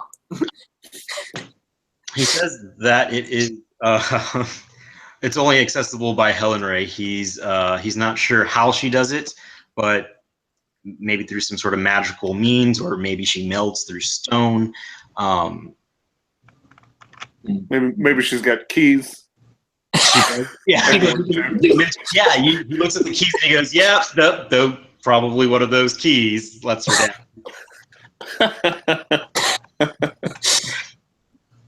Okay, I don't think there's anything else we can really get out of them. So, Where do you take these scrolls when you're done with them? Where do you take them? Does Helmer take them, or usually we set them aside for other disciples to study for new recruits, so that way they can learn the majesty and the mystery of the truth. Sure, yes. Great. That was no help. Thank you. He goes, "You're not welcome. Let me out." Oh, since you asked so politely, no. Hell reaches down to tie him up, but then punches him. Ah, okay. I mean, to untie him. You pop him a good one. It's you don't have to roll for it or anything. and he's knocked unconscious again. Oops. Sorry, guys. Got excited. I mean, honestly, like let's just kill him. Like we killed all his buddies in battle. There's no difference. He would murder everyone if he got out. There is a significant difference, and the significant difference is he is currently unarmed. yeah. Give him a knife. Bad guy. Well, his unarmed strikes are his weapons. So Yeah, he's a monk. He's tied up. You understand my point. What are you trying to say about unarmed strikes? So you just want to like leave him here to die by like starvation? That's kind of fucked up. I mean, Well, no, we're gonna go like downstairs and clear everything out, and then we can come back. Or I don't know. I didn't really think it through. I just thought it was a good information. I mean, yeah, this is the moral quandary that you have to address now. Helg kneels down and puts his knee on his neck and says, well, we can just... It's Nala protests. Ah, Okay, then untie him and let's see what he does. Okay. Like we don't need to untie him. We can take him back with us. There are prisons. There are places. There's due process. Yes. that's Nala suggests taking him back to Red Larch. oh, yeah, so we can hook up with Grund. I think we can leave him. We can leave him tied up by the front door, so we don't forget about him and come back for him later.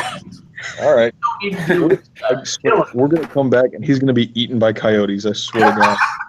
Hey, at least at that point, it wouldn't be our fault. It would be the fault of the coyotes. Yeah, he can still kick things. fucking dirty logic. Okay, let's do that. He'll be What are inside y'all the building. Wait, what are y'all doing? We're just gonna leave him tied up in like the main entrance. So whenever we leave, we'll come back and get him, and then we can take him to like due process. She suggests either Red Larch or taking him back to the River Guard Keep, where apparently that's where we've been directing all the prisoners and all your friends, and you've got that one dude who's like trying to start your brothel. All right, yeah, he's in charge now. I don't even remember that fellow's name. Who is in charge of the keep acquired? I have his name. Hey, I have it written down somewhere.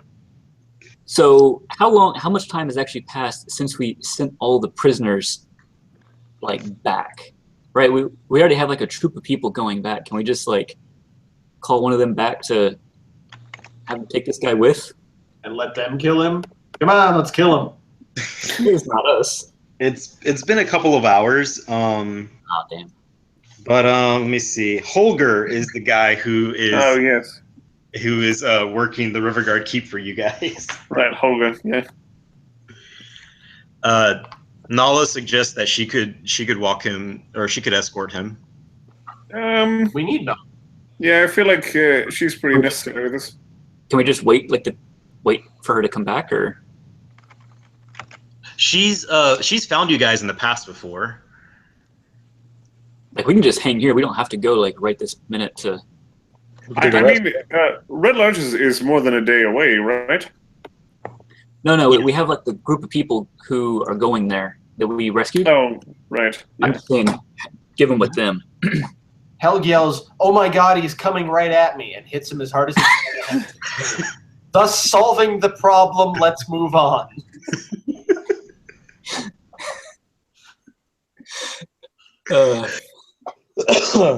Helga has no time for moral quandary. Nala, actually, as you swing for him, she uses her reaction to deflect. Okay, no. Let's just okay. Let's just go forward. Let's go. I mean, we can lock him in a room, can't we? We have keys. He does not. Yeah, you could. Yeah, we'll just lock him in a room. All right, you lock him in a room. You go to the next room. Yeah. I'm never taking a prisoner again. Yeah, no, kill them all. So let's see where you guys are. You go out through the west door, and you find yourself back in M2. Right. From there, you can go, or where do you want to go? I mean, I think it might. We have to go down. Yeah, eventually, but I still think it might behoove us to take a long, nice rest before we do that. I think we're relatively safe. I feel like if they were going to come up, they would have already done so. Well, I think there's also only like 2 rooms that are still blacked out. Yep. So we can check those 2 rooms real quick. Yeah, that's true. Yeah. Okay. Because the only room that's blacked out is the one that you can only get to from the Lich's area, and we're pretty sure that no one's going through that area. No. So It's safe to assume that was probably his private quarters. fair enough. Yeah. So let's check out those last 2 rooms. Okay, We bypassed when we first got here. Yeah, the ones. Yeah, exactly. So you go down. You go through M2 to the left. The first door is unlocked. You don't even need the keys to get in. And let me reveal area. So M3, this room is arranged in as a very uncomfortable looking barracks. 10 thin pallets are rolled up along the walls besides neatly folded piles of clothing, a plain dun-colored robes and sandals, the stuff that the monks have worn. 2 of the clothing piles also include golden masks in the shape of the scowling gargoyle faces. There are no other furnishings. A single window looks towards the canyon wall to the south. Are they like legit gold masks? Make an investigation.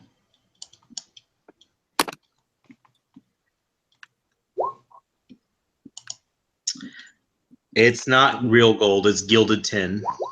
Son of a bitch. So I feel like if we're going down to like a deeper area, should we take disguises or should we just screw it and just kill everyone? I mean, the guy said that we wouldn't be able to get in there unless we were Helen Ray, and I think it'll be more than obvious that we're not. Fair enough.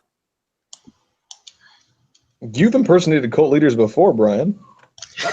It's true. Yeah, that is true. I suppose I did hear him talk for a considerable amount of time, didn't I? You did. Oh, yeah. That's a good point. We could try it. Or we can just What's that? I mean, at the very least, it might give us a moment with which to surprise him. And that would be invaluable in and of itself. Okay, so nothing else in the room worth noting? Not in this room. If you go to the last room. Yeah. M4. 8 simple bunks line the walls of this room, each with a small trunk at the foot of the bed. A small table and several wooden chairs stand in the middle of the room near an iron stove.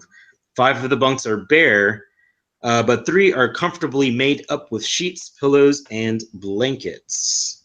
Ah, this is the room that I will be staying in. Yes. But nobody. No one's in here. You also notice like the other door, the one that like was blown up by the grenades that you left, is littered Motherfucker. with dead Duergar. Right. Yeah. Lovely. I think I just made an investigation check, and I think I just went blind for a second. Investigation. Is there anything else in the room? Nothing? In this room, there's a locked iron coffer beneath one of the bunks. But throughout the other trunks, there aren't anything of value. Like, there's nothing of value. It's just more robes. But there is one that's locked. You find, and you can Start using keys. use your keys. You find 120 gold pieces. So 9. just to be clear, we are doing the disguises, so we should all get back in the robes. Yes, Yeah, we- I mean, we could do it. I thought we were going to take a long rest first, right? Yeah.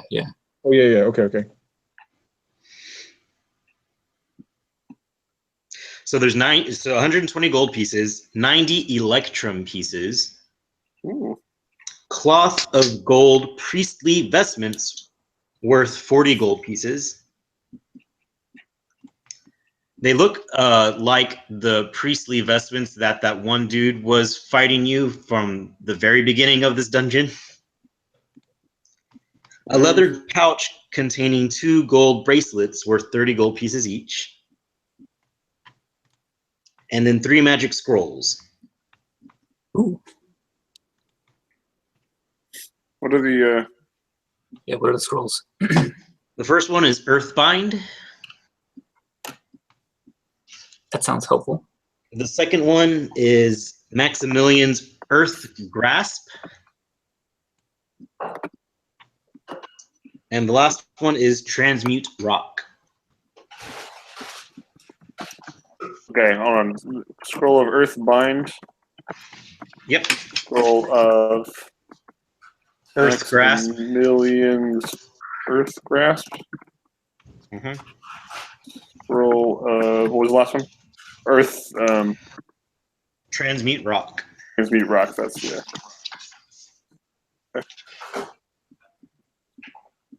Seeing as I'm the only magic guy, I'll take those. Hey, I can do magic too. Oh, I guess it's true. Wait, but you're a cleric. I though. mean- can you do scroll magic? I'm actually not sure. Can I do scroll magic? With an appropriate arcane check, yes. Okay. Oh, okay. Is that But what you I would have to is that what roll. I have to do too? No, because your magic is already Arcana. His magic is Divine. Oh, gotcha. Yeah, sure. How much longer are we going for this session? Oh. Like, how much do you have prepared, Andrew? I have a little bit more, but we can also call it here. Really, it just depends on where. Huh? Well, I have to piss like a racehorse, is why I'm asking. Okay. Take Yeah. a short break. I don't want Okay. to take a break if we only got 5 minutes left. It just depends on where you guys go. So if you guys go down, it could potentially get further into something, or if you decide to leave the monastery and then go investigate the other place, or if you go back to Red. It just depends on what you guys want to do. So we can. This is probably a good place to stop. I think we should go down, but yeah, that seems like it would be an entirely new can of worms. I feel like I mean I can only speak for myself, but I know that I've expended quite a bit of energy wandering through this place. It might be good at least to rest. That's true. A long rest might behoove us all. Yeah, because I'm going to be near useless if we have to find anyone stronger than those dwarves. Same here.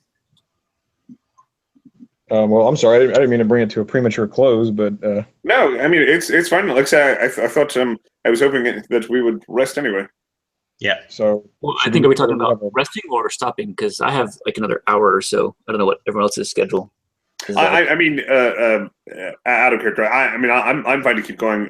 We need to rest at the very least, and that always serves as a pretty good stopping point. So- that should be fine with me as well. For if you've got another hour's worth in you, Andrew. I do. Andy, what would you like to do? I'm good. Okay. Okay, Well, in that yeah, case, can we take 5 in that Yeah. case? Let's yeah, take 5. yeah, that works. Okay. Thank you.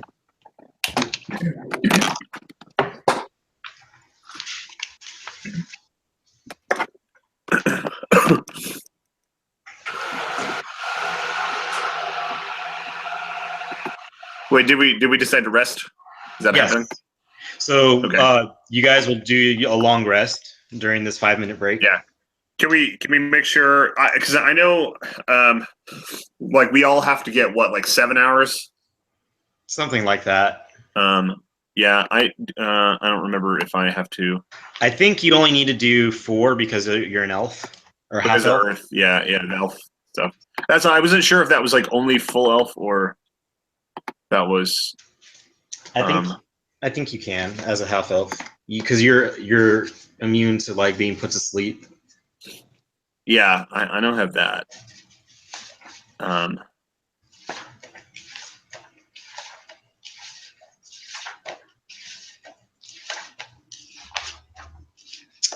Yeah, because that's all I have written down is that I have an advantage on saving throws against being charmed, and I can't be put to sleep. And I don't have anything about the rest. I'll just make a judgment call. You're half elf. You only need 4 hours. Okay.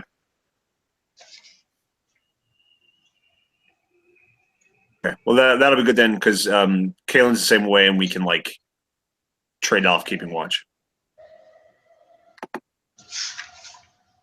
Like split up the watches. Yeah, because if everybody else needs at least 7 or I think it's 7, maybe it's 8 hours, and I only need half that, then I can keep watch for half. And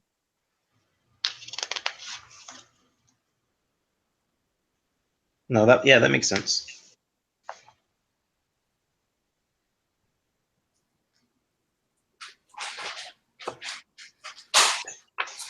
Oh man.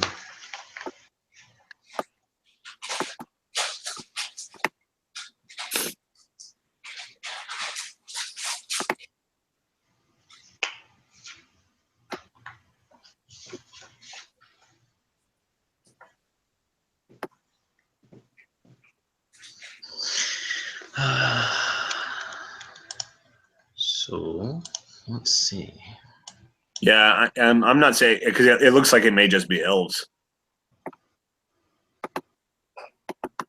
Oh, are you talking about for the rest? The sleeping thing. Okay. But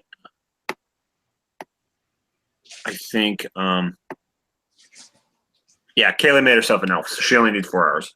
Okay. I thought she was a half elf. She's a full elf. No, I remember she's a full elf. Yeah, so so she only needs to sleep 4 hours. Nice. So she can do a bunch of that. Oh wait, so before I go to sleep, can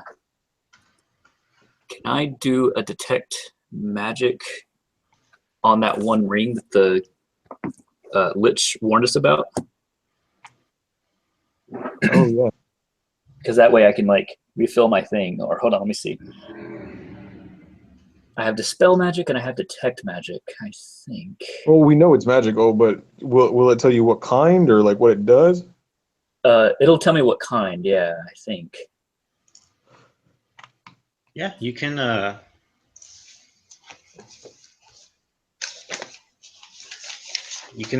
cast detect magic on it if you like, and I can give you some information. Oh, actually, I can do it as a ritual, so I'll just detect magic.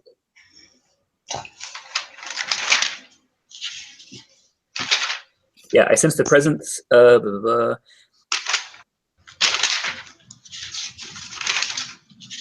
I learn at School of Magic, if any. So maybe that's not all that helpful. Okay. As soon as I find my notes on it.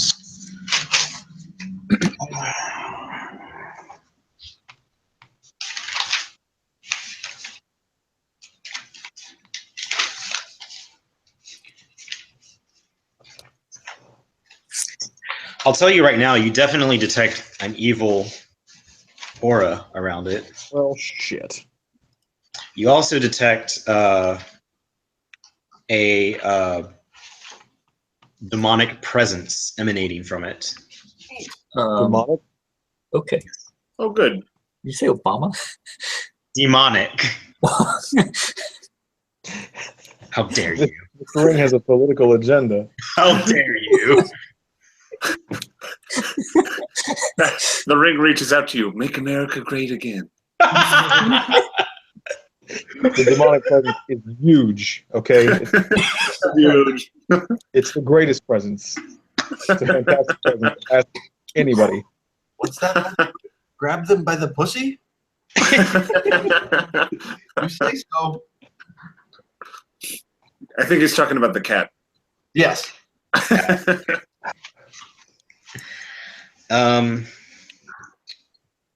The School of Magic is a mixture of a couple, conjuration and abjuration. So I have remove curse. Well, if the come on, object is it's magic also item. What? this is not our ring to use or to destroy, because the guy we got it from was not an evil man, was he? We don't really know anything about him. You failed your checks against him, I remember. He seemed nice. Did he give us money? I don't remember. Well, like, Yeah. how do we have it? Is it our ring, or are we just like borrowing it, or? Some guy at a bar gave it to us and said, Yeah. "Can you take this somewhere?" And we were like, "Sure." Yeah, it was basically like Terrible decisions, y'all. side You're dumb as quest. fuck. Side errand quest. But you took the money, you took the payment for the delivery fee and didn't really ask any questions. You do remember that whenever you touched it, it felt like cold, like a very cold presence, and it whispered in your mind.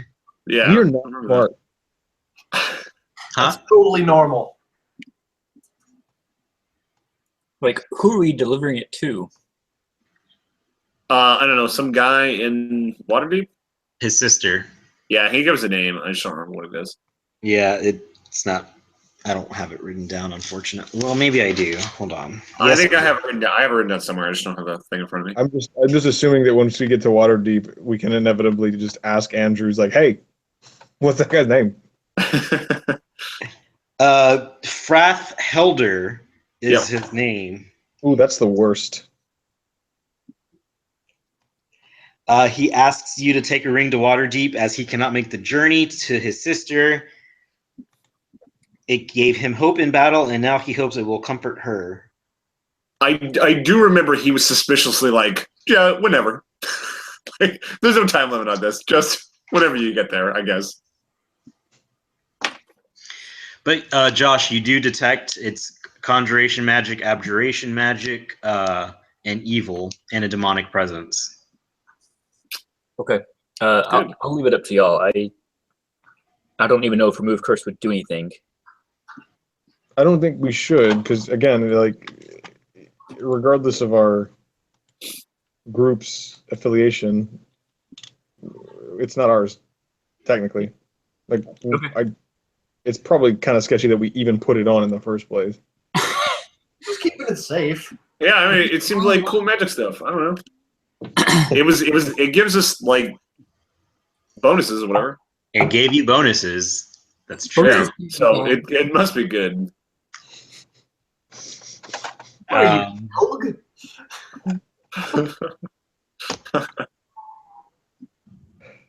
Okay.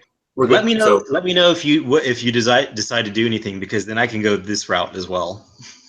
Okay, well, how about we put a pin in that and just proceed down the wherever we're going down.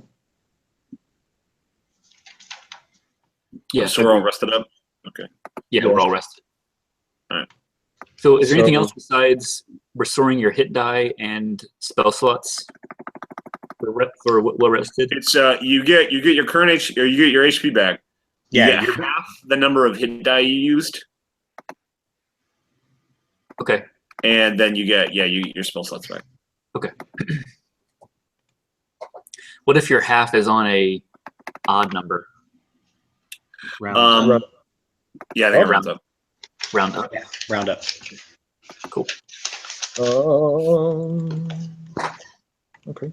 Keep talking. I can hear you. Can I just say that there is a comics version of a crossover between Mighty Morphin Power Rangers and the Justice League, and we are clearly living in the best of all possible worlds. I did Just know put that, that- but I had the opposite thought about it. It's not bad. There's also a Doctor Who Star Trek The Next Generation comic, and it's awesome. God damn it. See, just like, this is the world, guys. It can't be that bad. He ends up on the holodeck in 1920s I mean, Earth. And then Riker shows up banging somebody. like a Riker do. Yeah. Okay, I'm ready for the next. All right. Okay, so unfortunately, I do not have the map downloaded, so I'm just going to have to describe it to you as best I can, and hopefully you can follow along. Cool. Well, that's how we used to do it, so I think we're. Yeah. Is everyone okay with that? Yeah, that's fine. Okay. So you go back down to M9. You go back down through M9, and let's just. Where do you guys want to start? Do you want to start where you were being held prisoner, Josh, or are y'all I guess exploring down there? Well, so I mean- let's make sure we know what we're looking for. So there's got to be something down here that is where like the next part of the dungeon leads. We know that it's probably behind a locked door or something else because only Helen Ray could get through it. Mm-hmm. So we're just kind of looking for that, I think, right? Yeah. So Okay, so let me move you over here.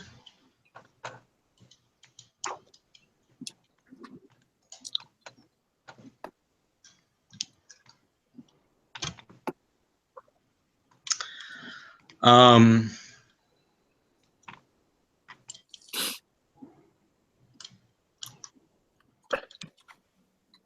if you descend back down the stairs, I guess, because that's where you know the guy had referenced where people were going, and you know, Josh or Dorn, that people would be taken away somewhere down here. You just don't know where, and they have you digging in random places. Before you guys go, you mentioned something about taking clothes. Are y'all still doing that? I just need to know. Yeah. Can I find some robes that look as similar as possible to the ones that Helen Ray was wearing? That Helen Ray? Yeah, actually, because we passed by the area where we fought her, right?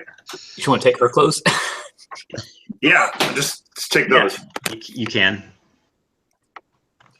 Okay, so let's do that. I'll take her clothes and any of the other. I'll take the rest of the stuff that I would need to make like a reasonable costume. So you guys can get the monk's robe, those tan robes, and then you also do you want the gargoyle masks? Yeah, I'm in full disguise. Yep. Helen Ray did not wear one of those, did she? She didn't wear one, but there was a mask in the dojo that you would assume belonged to her. She just, at the time when you guys were fighting her, she wasn't wearing it. Right. Okay. Yeah. If I can safely assume that that belonged to her, then I will take that. Yes. That saves me a spell slot, basically. You notice that this mask is different from the others because this mask does not have eye slits, and since she was blind, she didn't need eye Sure. slits. So I wouldn't be able to see out of it. but only when you're wearing it. Okay. Huh. Can So I, whenever you need to put it on, we can It- do kind of like guiding of you. yeah, the only problem is that, like, Helen Ray wouldn't have needed it.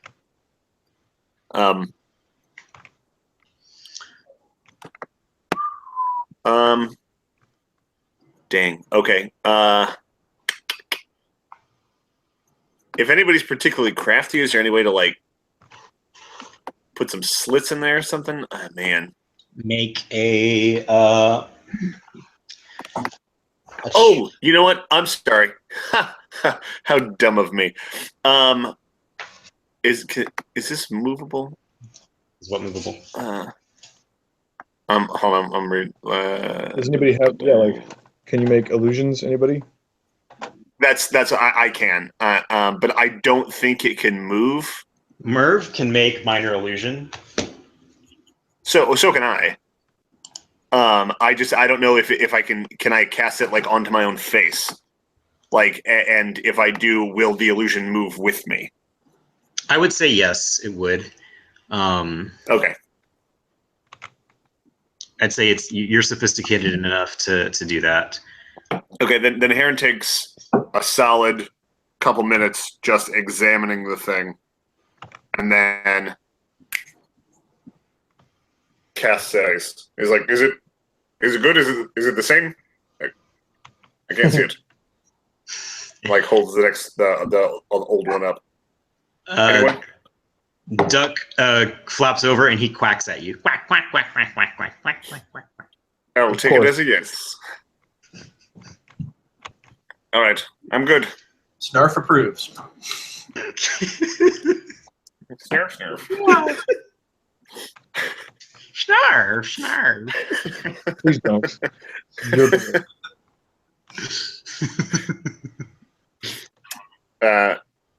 I don't remember what your Helen Ray voice sounded like. Okay, I don't think I'll be able to do it. I don't remember. I don't remember how I would have to go back and listen to the video. Oh, just sound like an old lady. Like an older woman. Yes, you do, older woman. All right. Okay. I'm good. I'm prepped, I think. Okay. I think I'll be fine. So let's say Okay. you descend down the stairs, and let's just say that you are back at, I guess, your cell, Josh. That would be, I guess, the best place to start. Okay. Which was like M19. Ooh, also, in any of those, in any of the scrolls, did we learn what they call the Earth God, or like the Earth? Yes, Thing. I can tell you that. Yeah, because that'll be important.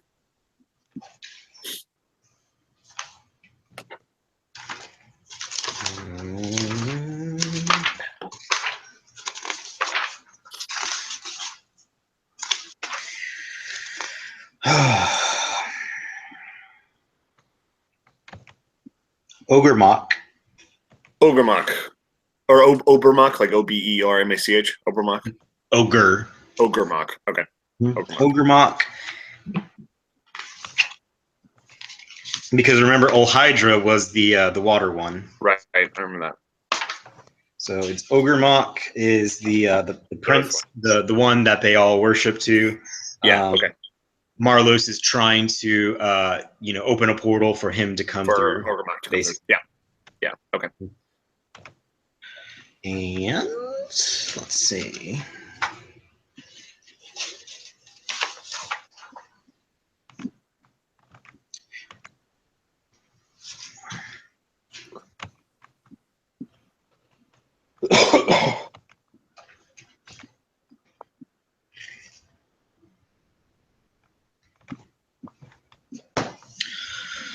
Okay, so let's see. Let's say you go downstairs and you basically, I'll start you off.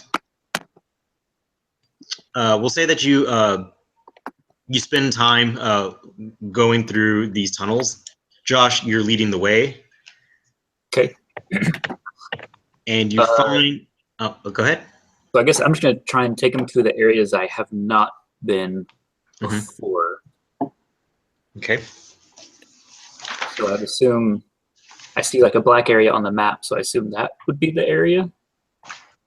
Yes, it would be one of the areas. So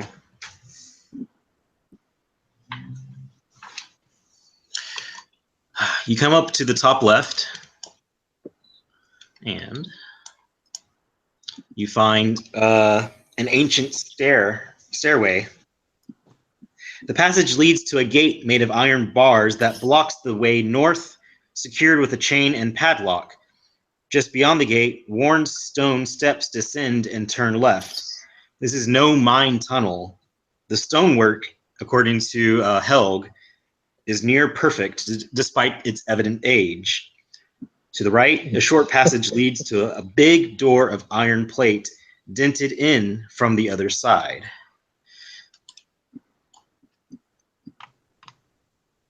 And So you that's said it's behind a locked gate, right? Mhm. So jingly keys. You do. I cast Ring of Keys. It's super effective.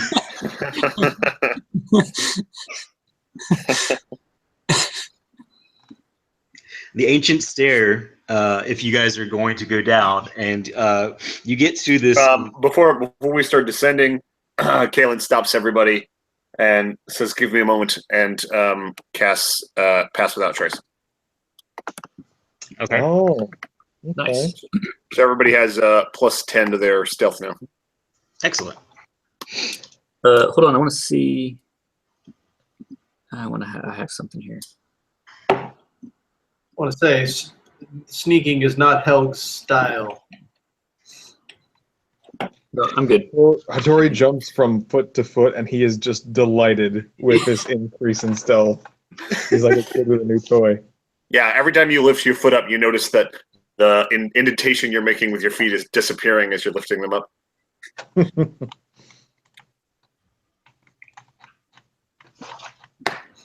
Helg attempts to pick Hattori's pocket. Like, you're just gonna get a butt crack. Like, there's no Yeah, pocket. like what pockets? There's a robe, and underneath is the sumo thing. Helg winks at you.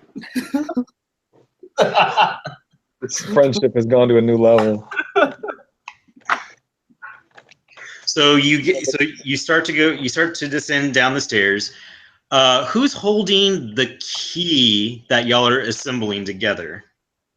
I had one of the pieces, so I just assumed I was taking the other ones, but You probably, if you did, then you probably do. You notice Yeah. that it starts to vibrate, okay. kind of almost like a diviner's rod, and you get to that iron door. Okay. Sorry, I have to keep going back and forth. Where are we at?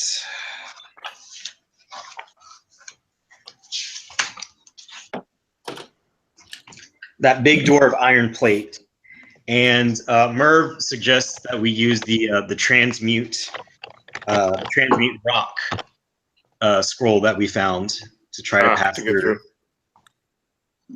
That's a solid idea. In fact, I'll give him the transmute rock. He's a little bit better with that stuff than me, so He is. I'll go ahead and give him the scroll. Okay. Jose, what did you get a 0 on? Oh, okay. Again, That was perception like Okay. 30 minutes ago. Sorry. No, So, no. Yeah, it's fine. Merv casts transmute rock on the thing. He got a 16.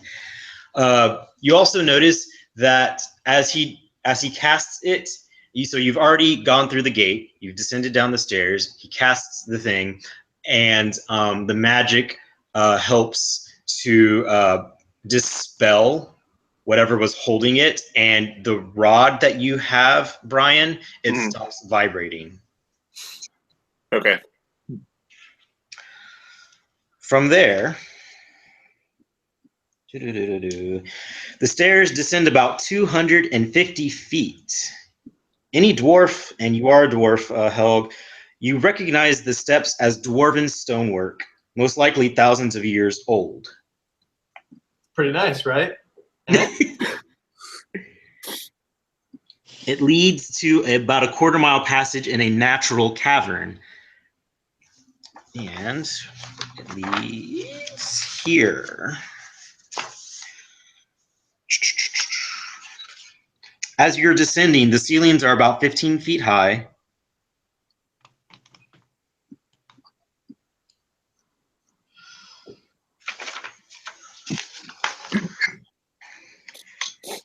And you finally get down to a platform, or you get down to like a hallway. It's about 40 feet, and then it juts off to the left. It's dark. As you round the corner, the passage leads to a subterranean chasm spanned by a zigzagging 10-foot wide stone bridge without railings.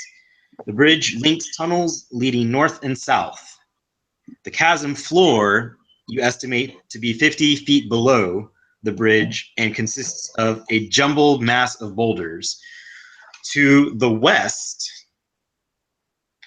the chasm narrows and then continues for some distance. Let's see. Is anybody carrying a light source? Does anybody have? I can create one. It's dark down here, just so you know. I can cast light on something. Hey, Andrew. Yep. Josh and I still have those crystal balls from our side quests, the ones that are faintly magical but serve no purpose. Yep. Are they a light source? Oh God. It's like holding a glow like in the palm of your hand. It won't like emit out. It's not substantial. Okay. Uh, I'm gonna find something to do with it. I can cast light onto something. You can cast it on your globe.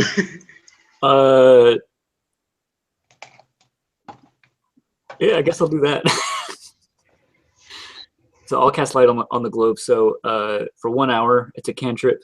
Until the spell ends, the object sheds a bright light in a 20-foot radius and a dim light for an additional 20 feet. Okay. And so you cast light and go ahead now. Oh, I'm sorry. So the color is orange, like fire, because I choose Okay. it. Nice. So you cast light and go ahead now. Everybody can make a perception test.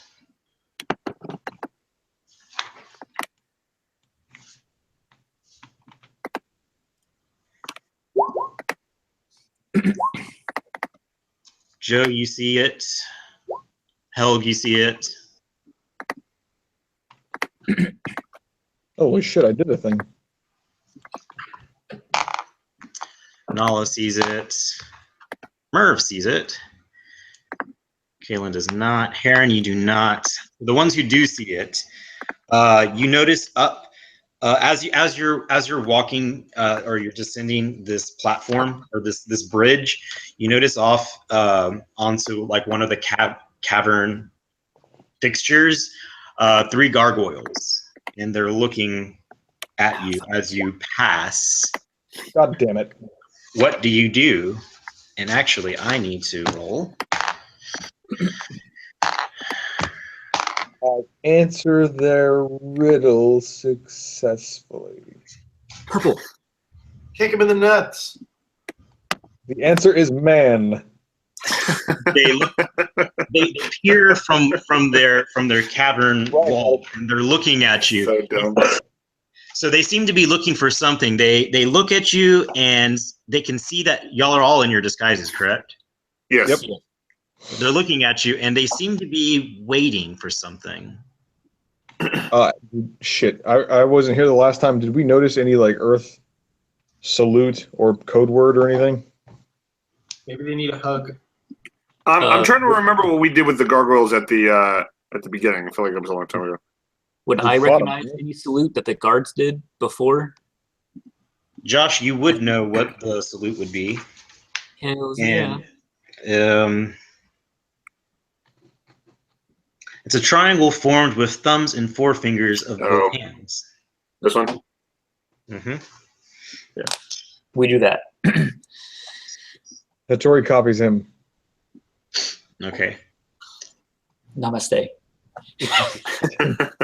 Salam alaikum. All right. As you continue to walk, you look down on the chasm floor and you notice several skeletons lie broken or half buried on the chasm floor. Oh, good. Helg, you can make out that that these skeletons are dwarven and orcish in nature.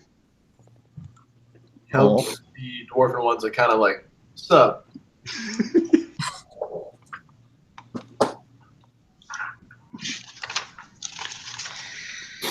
All right. So this is where you guys are walking. Gotcha. Over a giant hole. Yep. And down that giant hole, that's where you see the skeletons. Hattori is not good with this. If that helps. So you round the corner and off into the distance. As you look to your right, you see the chasm expand out.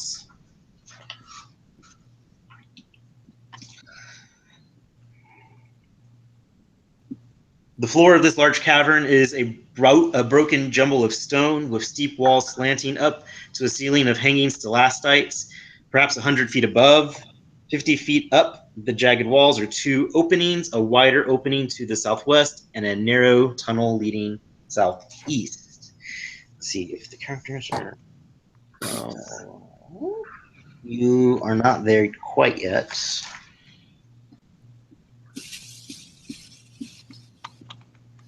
You just see a large cavern, and then off to the far across the distance, you see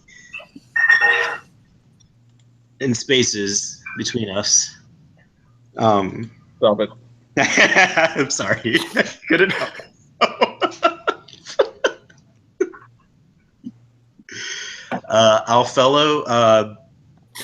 Alfello is perched on, I guess, Kalen, unless you want him to go fly above. Is Merv with us? I don't remember. Is who? Merv, did he run off? No, everybody's here. still You here. guys everybody's dressed up in these monk garbs.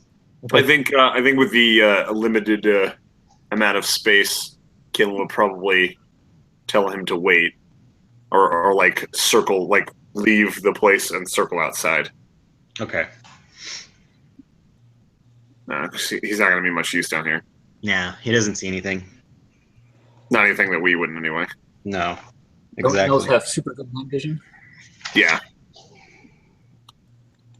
Caverns.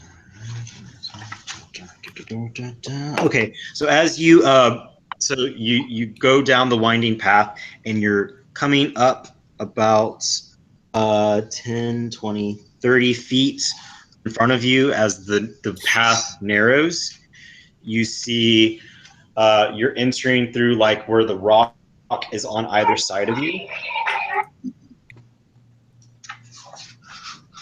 And through there, you see some ruined gates. And a massive pair of stone doors lies broken just south of this small plaza. Let me start drawing. So, come up.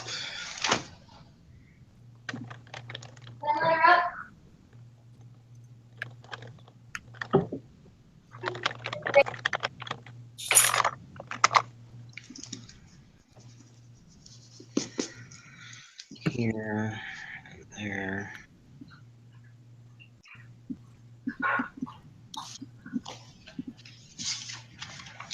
So you're descending down, or you're coming in here. So out over here, where's the chasm and the L, and then you came down this way. The gargoyles were hanging out here, and now you are coming down this way. As you come through here, you notice two light sources.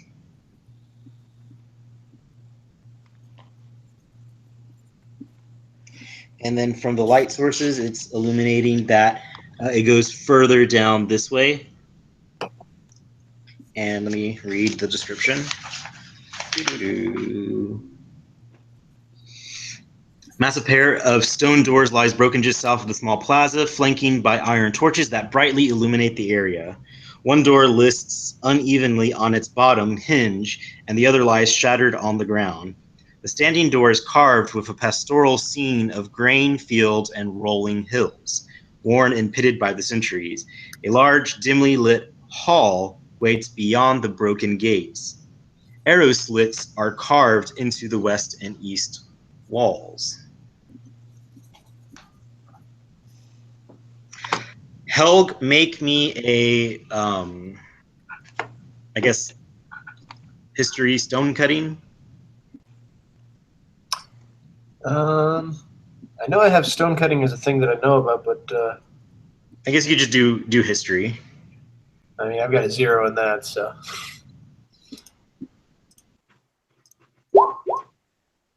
Oh, hey, I'm smart today.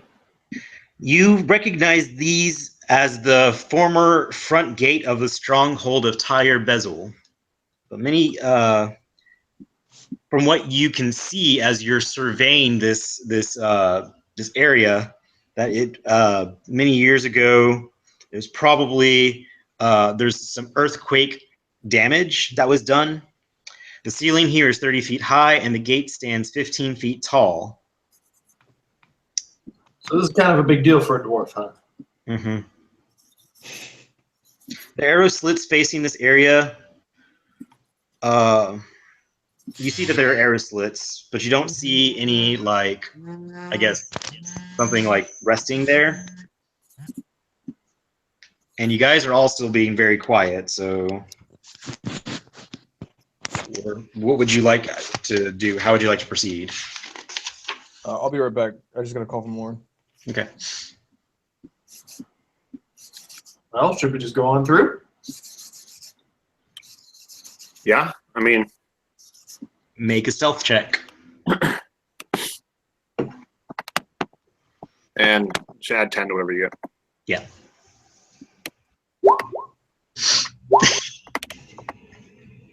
Woo! Mm-hmm. Then, yeah.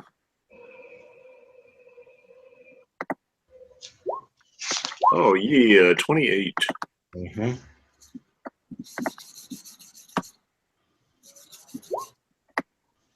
33.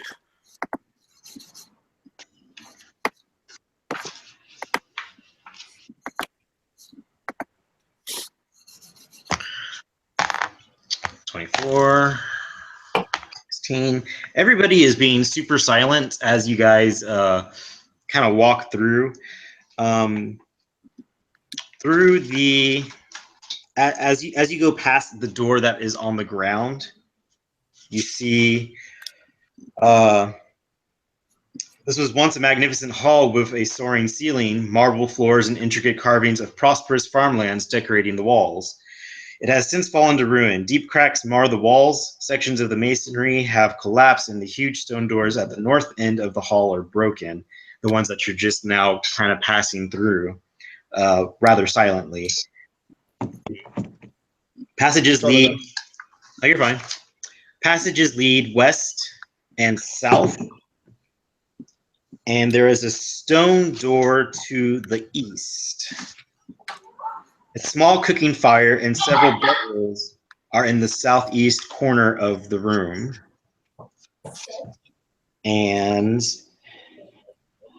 see 4 hobgoblins.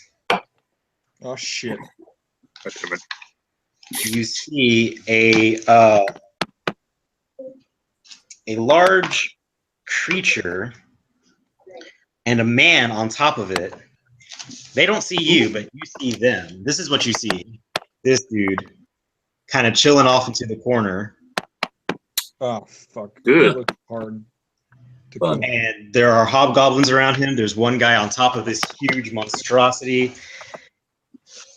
So we divvy up all of our grenades and lob them all at once. Are they? I mean, they're clearly together. They're not fighting or anything.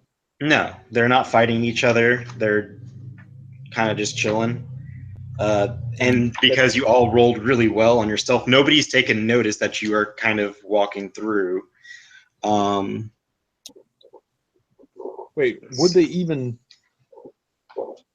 Should we attack? Because I mean, like we were still in our disguises, right? Yeah, so we should definitely not right now. So should we just pass them by? I think so. Yeah, yeah. Because what's behind them? There's like more area to go down. Oh yeah, so I'm gonna try to draw it out. Okay. Yeah.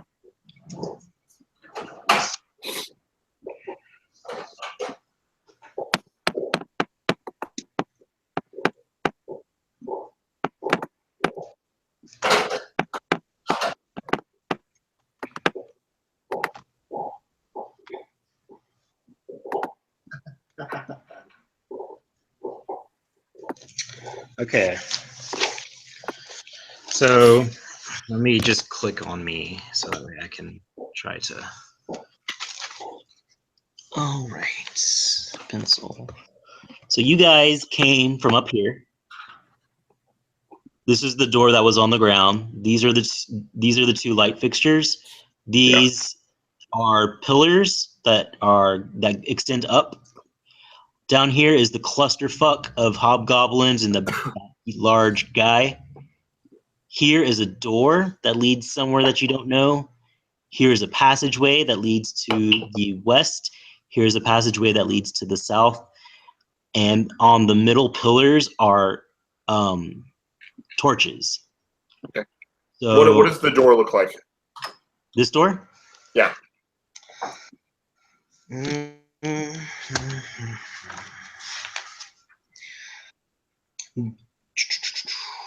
Hall of the Gates. A stone door. Just stone. Okay. The cooking fire and bedrolls belong to the hobgoblins that you would probably imagine. Yeah. And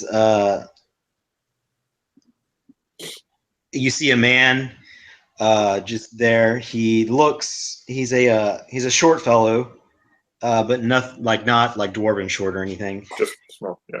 Just yeah. And he's oblivious. So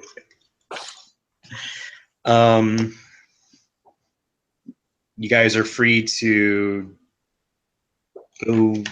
Tell me where you want to go.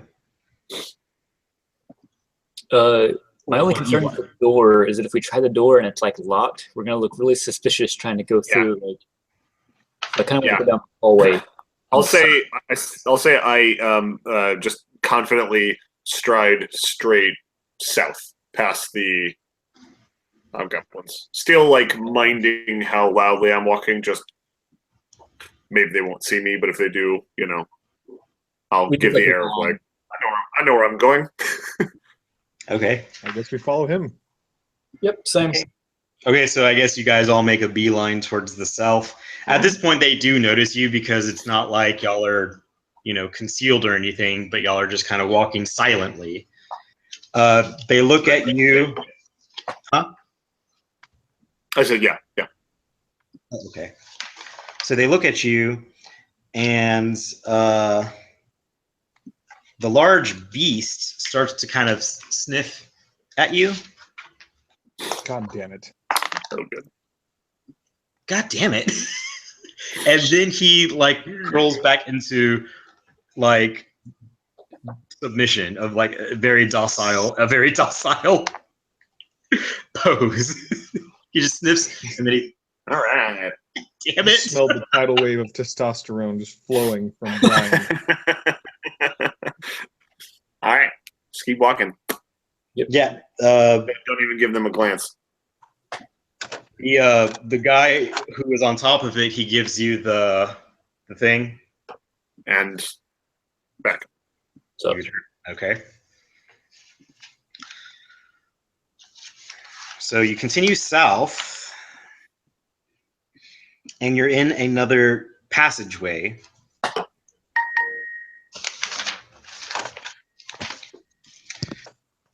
So 1, 2, 3.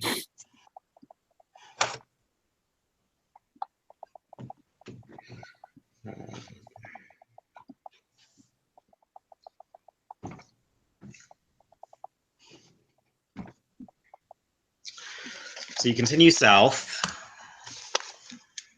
So this is where you were. You came down this way. Right here, when you stop, you notice there's a stone door here, and then over here, the passageway kind of dead ends into a cavern wall, and then it continues further south. Okay. I'll turn to everybody and I'll say, like, let's go ahead and try the door to see how these work. Because the stone doors, see if we have the keys to them. So I'll go over to where the stone door is and just sort of examine it.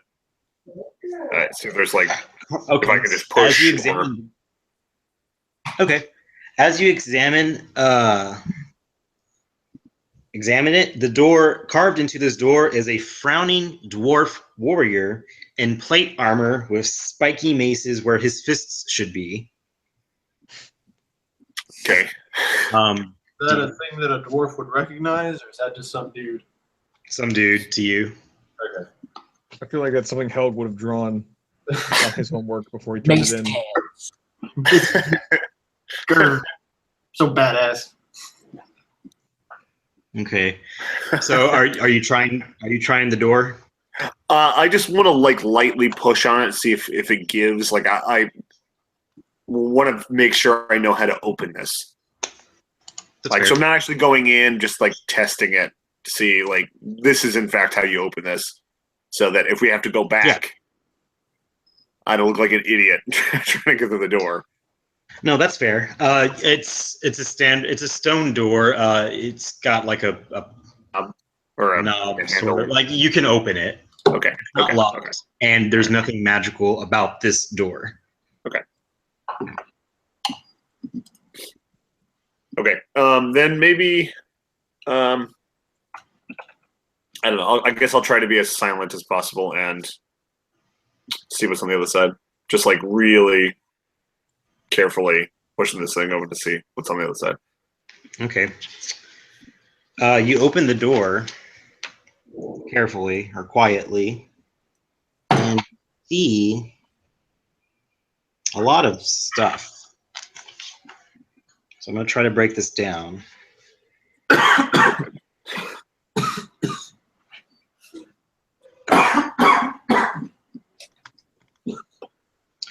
Large stone statues carved to look like scowling dwarf warriors lined the walls of this large chamber. Each statue has spiky maces in place of hands. However, several of the statues are melted or deformed.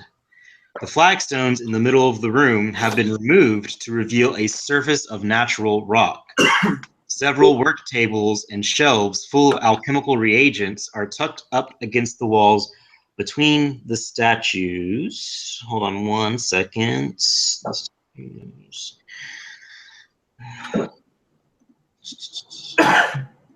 Everybody roll you can roll an Arcana check. I get the feeling that these stone dwarf statues are somehow going to come alive at some point. That is genuinely more than I thought Hattori would know about Arcana.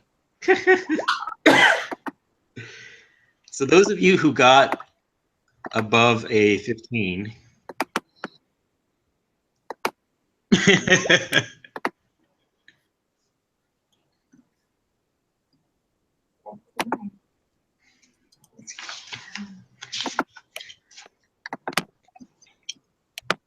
Understand where.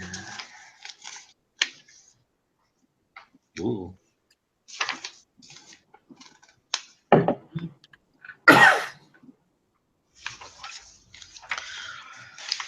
So you all determined that these are probably ancient constructs equivalent to golems. Mhm. Fuck. You also see an individual inside this room. Oh, Let good. me get- Yep. You see what? You see an individual inside the room. Let me get his stats.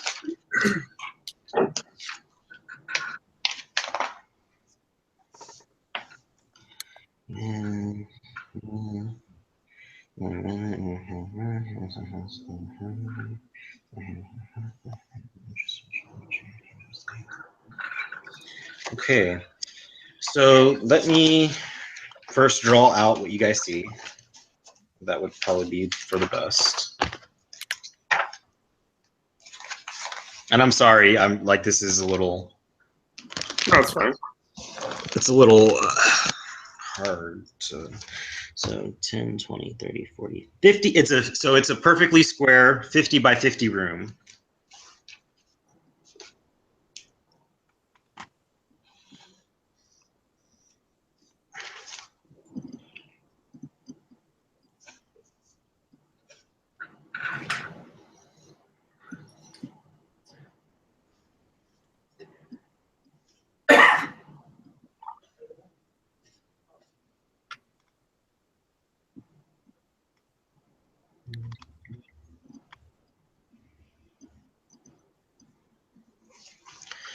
So each of the circles here are the stone golem statue looking deals. In here, the large thing in the middle, that is where the natural rock is, and there are the flagstones in the middle of the room. It's where the natural rock is, and there's several work tables with some alchemical reagents on it. And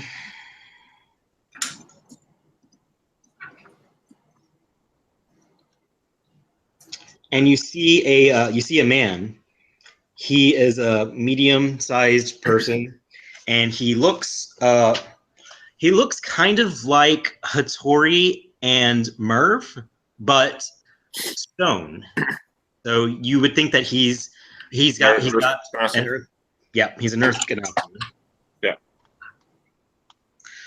He looks at you, and he says, good day, monks. What brings you down to see the mud sorcerer? We just Bro, sorcery, man. for real. That's. God damn it. The mud sorcerer, that's it? This is not allowed. God damn it. Sorry. All right. Heron says in his old lady voice, mimicking Helen Ray? Helen Ray. Yeah. He says,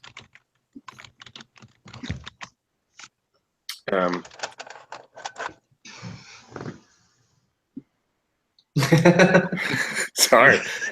Good luck, man. He stays there for a second. And he says, we are merely tasked with seeing how preparations are coming. Oh, you're slick. He looks over at you and he goes, Helen Ray. Well, you know that I'm still deep in my experiments here.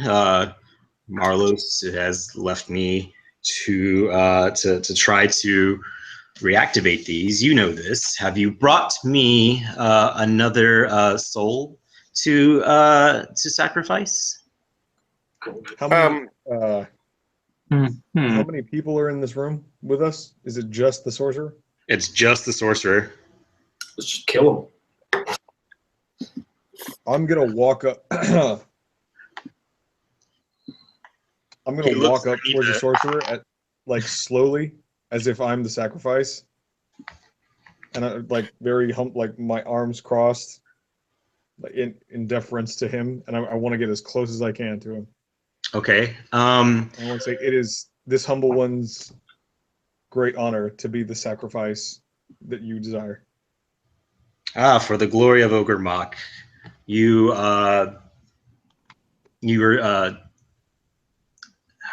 will be serving a greater purpose when you return to the earth, and It is my you one will wish. have a long-standing immunity that will channel your life essence into these stone golems.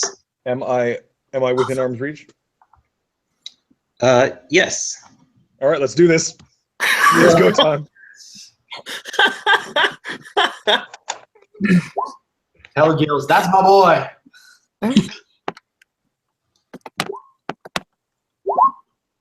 Okay. So surprise round.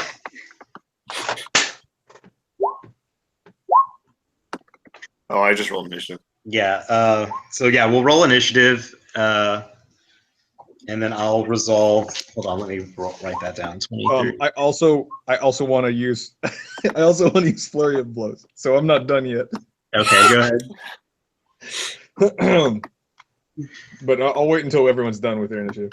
Okay, so Heron is first, followed by, well, really Jose's first. Followed by Kaylin. Followed by Josh Actually, Dorn.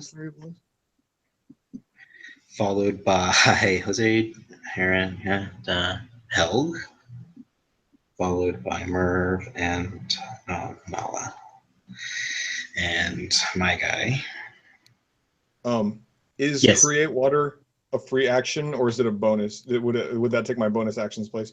Create water is a standard action because it's a spell. Fuck me. Okay. Okay. Okay. So go ahead and roll your fourth attack.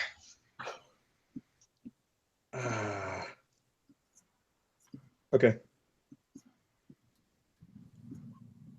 Yeah. All 4 of your attacks will hit him. Fuck me. Roll your damage for each one.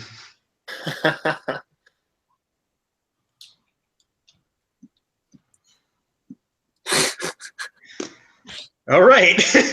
You guys are 8 plus 5 plus 9 is 29. And then since you are open, you have the open hand. How do you want to do your thing? What do you mean? So as a monk and from the monastery tradition of open hand, when you strike somebody with flurry of blows, you can impose one of the following effects. Oh, okay. I'm sorry. So I can knock you either knock me prone, you want to move me Yeah. 50 feet, or I can't take reactions. Which one do you want? I would like to knock him prone. All right.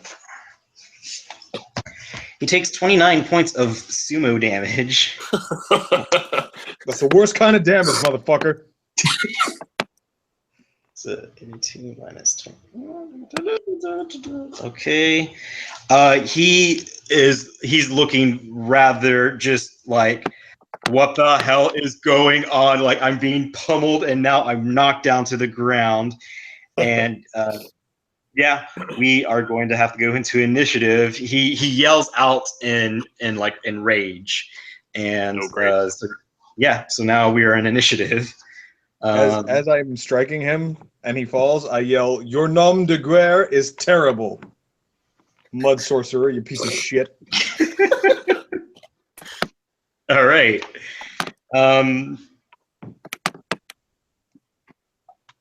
So from there,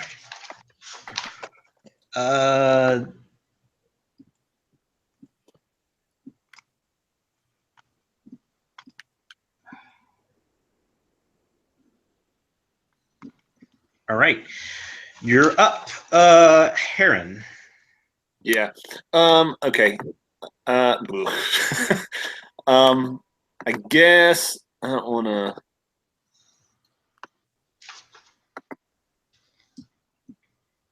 He's on the ground, prone. Yeah. I'll just go ahead and yeah. Well, let's rush up and because I get advantage, right? Yes. When he's prone, yeah. So I'll rush up and try and rapier him as hard as I can. Rape him? Rapier. Rapier him. Yeah. Oh my god. Okay. So you roll up on this guy, Yeah. and you guys 10, 20, 30. Yeah, you'll have to move 30 feet to get in. Like we'll say that y'all were inside the room, so you can easily reach him now that he's on the ground, prone. Go ahead and roll your attack. With advantage. Oh yeah, that's a natural 20. Roll your damage. It's double damage, right? Yeah. And it tends to. What did it do? 6 + 1. Why did it? Okay, hold on. I'm just gonna roll it regularly. So for whatever reason, the thing doesn't tend to. Okay, that's fair. It's do it by hand. It's an 8. Okay, so 10 plus 13.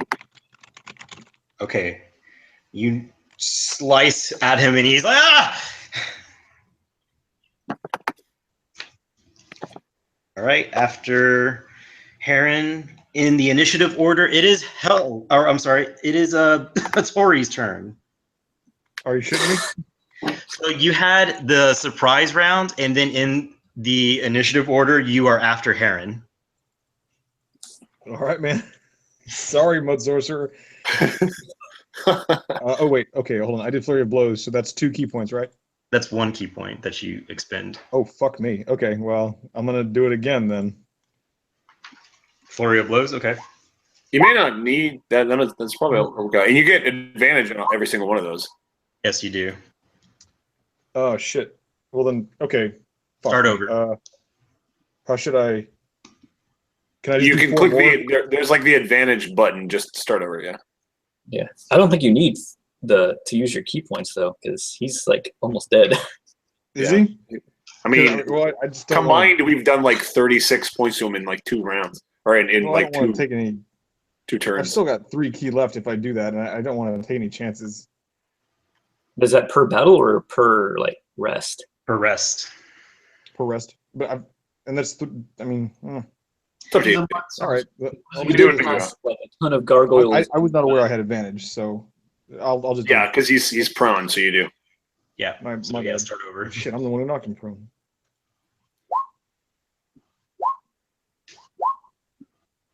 One, 2, 3, and Can I... are you doing Flurry of Blows or no? No. Okay. I apologize. I forgot about the prone thing and giving me advantage. So all 3 hits. You need to roll 1 more Oh, d6. fuck. Can I... Fuck me. Okay. What? Can I make it non-lethal? Like, can I just like shatter his collarbones or something? You've already struck him. Yeah, all right. Is he dead? No, he's not dead. God damn it! You wail into this mud sorcerer, and he's Your name is terrible. Kalen, it is your turn. All right. Kalen's gonna sort of slide over into the corner of the room, and she'll just take aim at him.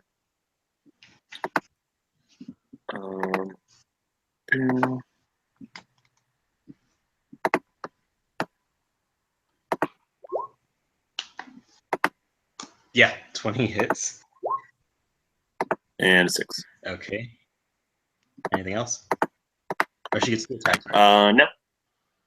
Oh yeah, that's right. She's the second one. I forgot about that. She takes out Natural 2 20. arrows and fires them off at this guy.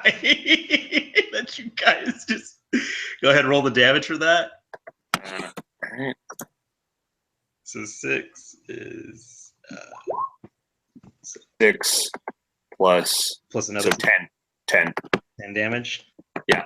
He's looking really ragged. Like she just like put a volley of arrows in. Like he's a pincushion right now. He's still fucking alive. Yes, he kind of is. Like, he's trying to like scramble away. Dorn, you're next. Okay. So I definitely want. So before I do my attack, I would like to attack him in such a way that he will ultimately die, but he stays alive long enough for us to like ask him questions. Hey, Can I do say that? what you mean. You want to stab him in the gut? Do it. Exactly. You would I don't want to deal with having someone alive and stuff, but I feel like I want to ask him questions and stuff. You would have to, so before you make your attack, you have to declare if you want to do non-lethal damage. I mean, it's still lethal. It's just like I can tell you there are at least 3 characters here. slow Who will be, death. Huh? there's at least 3 characters here who will deal lethal damage after you do your non-lethal. So What do y'all think? Do we want to ask him or just finish him off? Kill Continue him. on.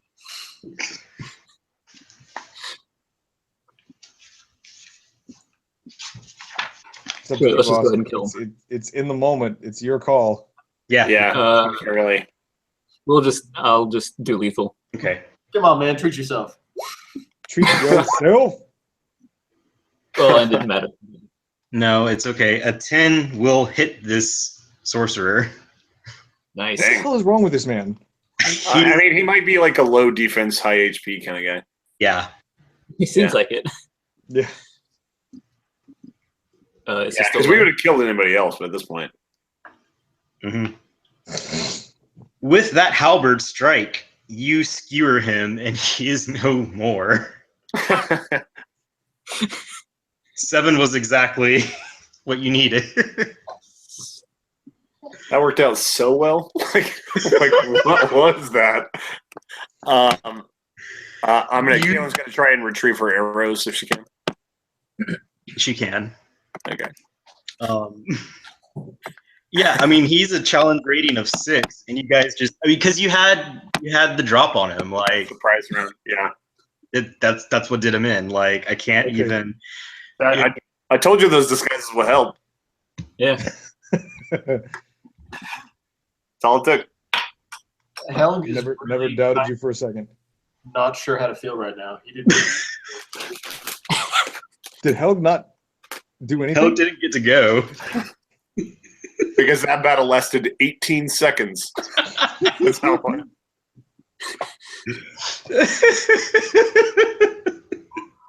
Helg walks over to his body and just bops it on the head once. Got him. Oh my god. No, I'm sorry. It wasn't even that. Right? Huh? And I don't even think it was that long, right? Because all of our turns happened like simultaneously, right? Yeah, so it was literally 12. It was 12 seconds because Hattori had the surprise round. Yeah, So yeah. it was 12 seconds. 12 seconds. You just like came in and wailed on this guy. I mean, I got nothing. These guys are evil. Like you already know this. And he did ask for a sacrifice. Yeah, he was putting Yeah. souls. I'm assuming he's putting those souls in the gargoyles, and that's why they're coming to life. Like that seems So- pretty. Yeah, that's kind of fucked up. I'm fine with that. Yeah. Okay, Alright, so Jose. Oh shit! That should be not advantage. Can we barricade that door? Let's just look around the room and see what we got. Okay. Looking around the room, That's on you nothing. see 2 stone golems that look like they would be ready to go, I guess. Like they're out of all of these constructs, only 2 of them look like they would be somewhat complete. Okay, so like, all apologies to Helg. Let's destroy the fuck out of these things. Seriously. No, Helg approves. Okay. You successfully, I guess, roll me a strength check to dismantle these stone golems. No one's gonna hear us, right? They probably already have, frankly. Should we? Well, Okay, so Hattori is not up to it. Bam. all right. Between the 2 of you, y'all managed to dismantle the 2 stone golems that probably would have destroyed or come to life. You also find a wooden chest stowed under one of the work tables. Go on. Pop that open. You open it up, and it's a mimic. You die. No. It's a small hoard of 220 gold pieces. Nice. There's sorry. still more. 9 strange black crystals. Helg, you appraise them at 50 gold pieces each. And 1 potion of water breathing. All right.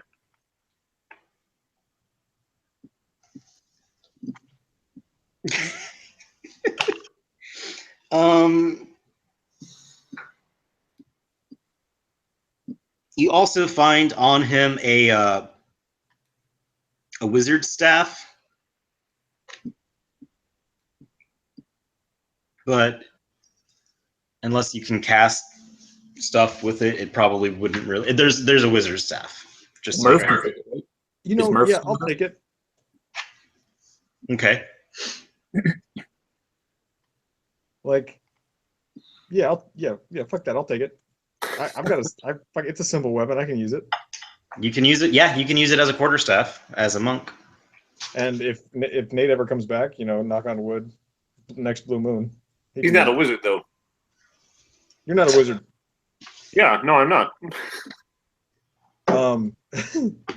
So let's talk about how the volume of this fight. Do you was it real loud? Because we just kind of ambushed this dude and beat the shit out of him. It Yeah, wasn't. there wasn't any yelling, right? There was no yelling. He yelled once, but that was like as you were like beating him down. Y'all were inside the room far enough that y'all were like 30 feet inside the room. It's also And stone, so You closed the door behind you. acoustically. Just in case, I'm gonna minor illusion the mask back up. Okay. If you want to, are you gonna like go and peek out or? I think so. It's a little past 4 o'clock. Is now a good time to stop before we get into the fight? Now would be a good time to fight or to stop. It would actually be good for me, so that way I can prepare a little bit more. Okay. That's fine. Yeah, we can do that. And maybe And I guess that would download. give us time to think about how we're going to fight our way out. Yeah, because you guys kind of have stealthed your way so far with the disguises. We still can because they don't know we're here. Just that guy who's dead. Who's now dead. Hopefully, yeah. I mean, that was smart using the robes as disguises, and then you all like kind of making a beeline, like just going for whatever. Like you took out like the second in command. Super good about it. What are you all up to? Huh? Hey, Joe. Okay. Hey, Andrew, Dad says hi. Hey, how you doing, Mr. Diaz? Good. How are you? I'm doing well, thank you. Good. How does it feel working for asshole Trump? Oh God, damn it. It feels like the best job in the world. I mean, I don't think anybody on this. That's enough to make me quit. Yeah, To go AWOL. nobody on this call disagrees with you, I think.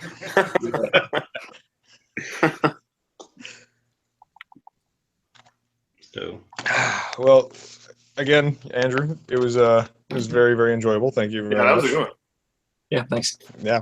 yeah, you're welcome. You guys always kind of keep me on my toes, so it was fun for me too. I didn't realize you guys were gonna just ram me. Hey, you know that Neither boss did we, I battle? think. Huh? I said, you know that boss battle? Fuck your boss battle. Yeah. You know what? I kind of dig it. I'm kind of glad to be on like the aggressive end for a change. It's like we're being proactive, just instead of just waiting to be told what to kill. It's like, hey, we came into this room and then murder. Yeah. Fun. It's preemptive self-defense. Yeah. There you go. There you Who's go. gonna come right for me? They were sacrificing people, so Exactly. they're evil. Yep. So yeah, I mean, you guys did awesome. So any questions, comments, concerns? Your feedback is important. Any suggestions? No, You're that's like fun. a fucking Chick-fil-A worker, man. No, that was a good one. I feel really good about that. No, yeah, it was really good. Like it was. Yeah, that was a good one. I'd call that a standout. Yeah, that one was fun.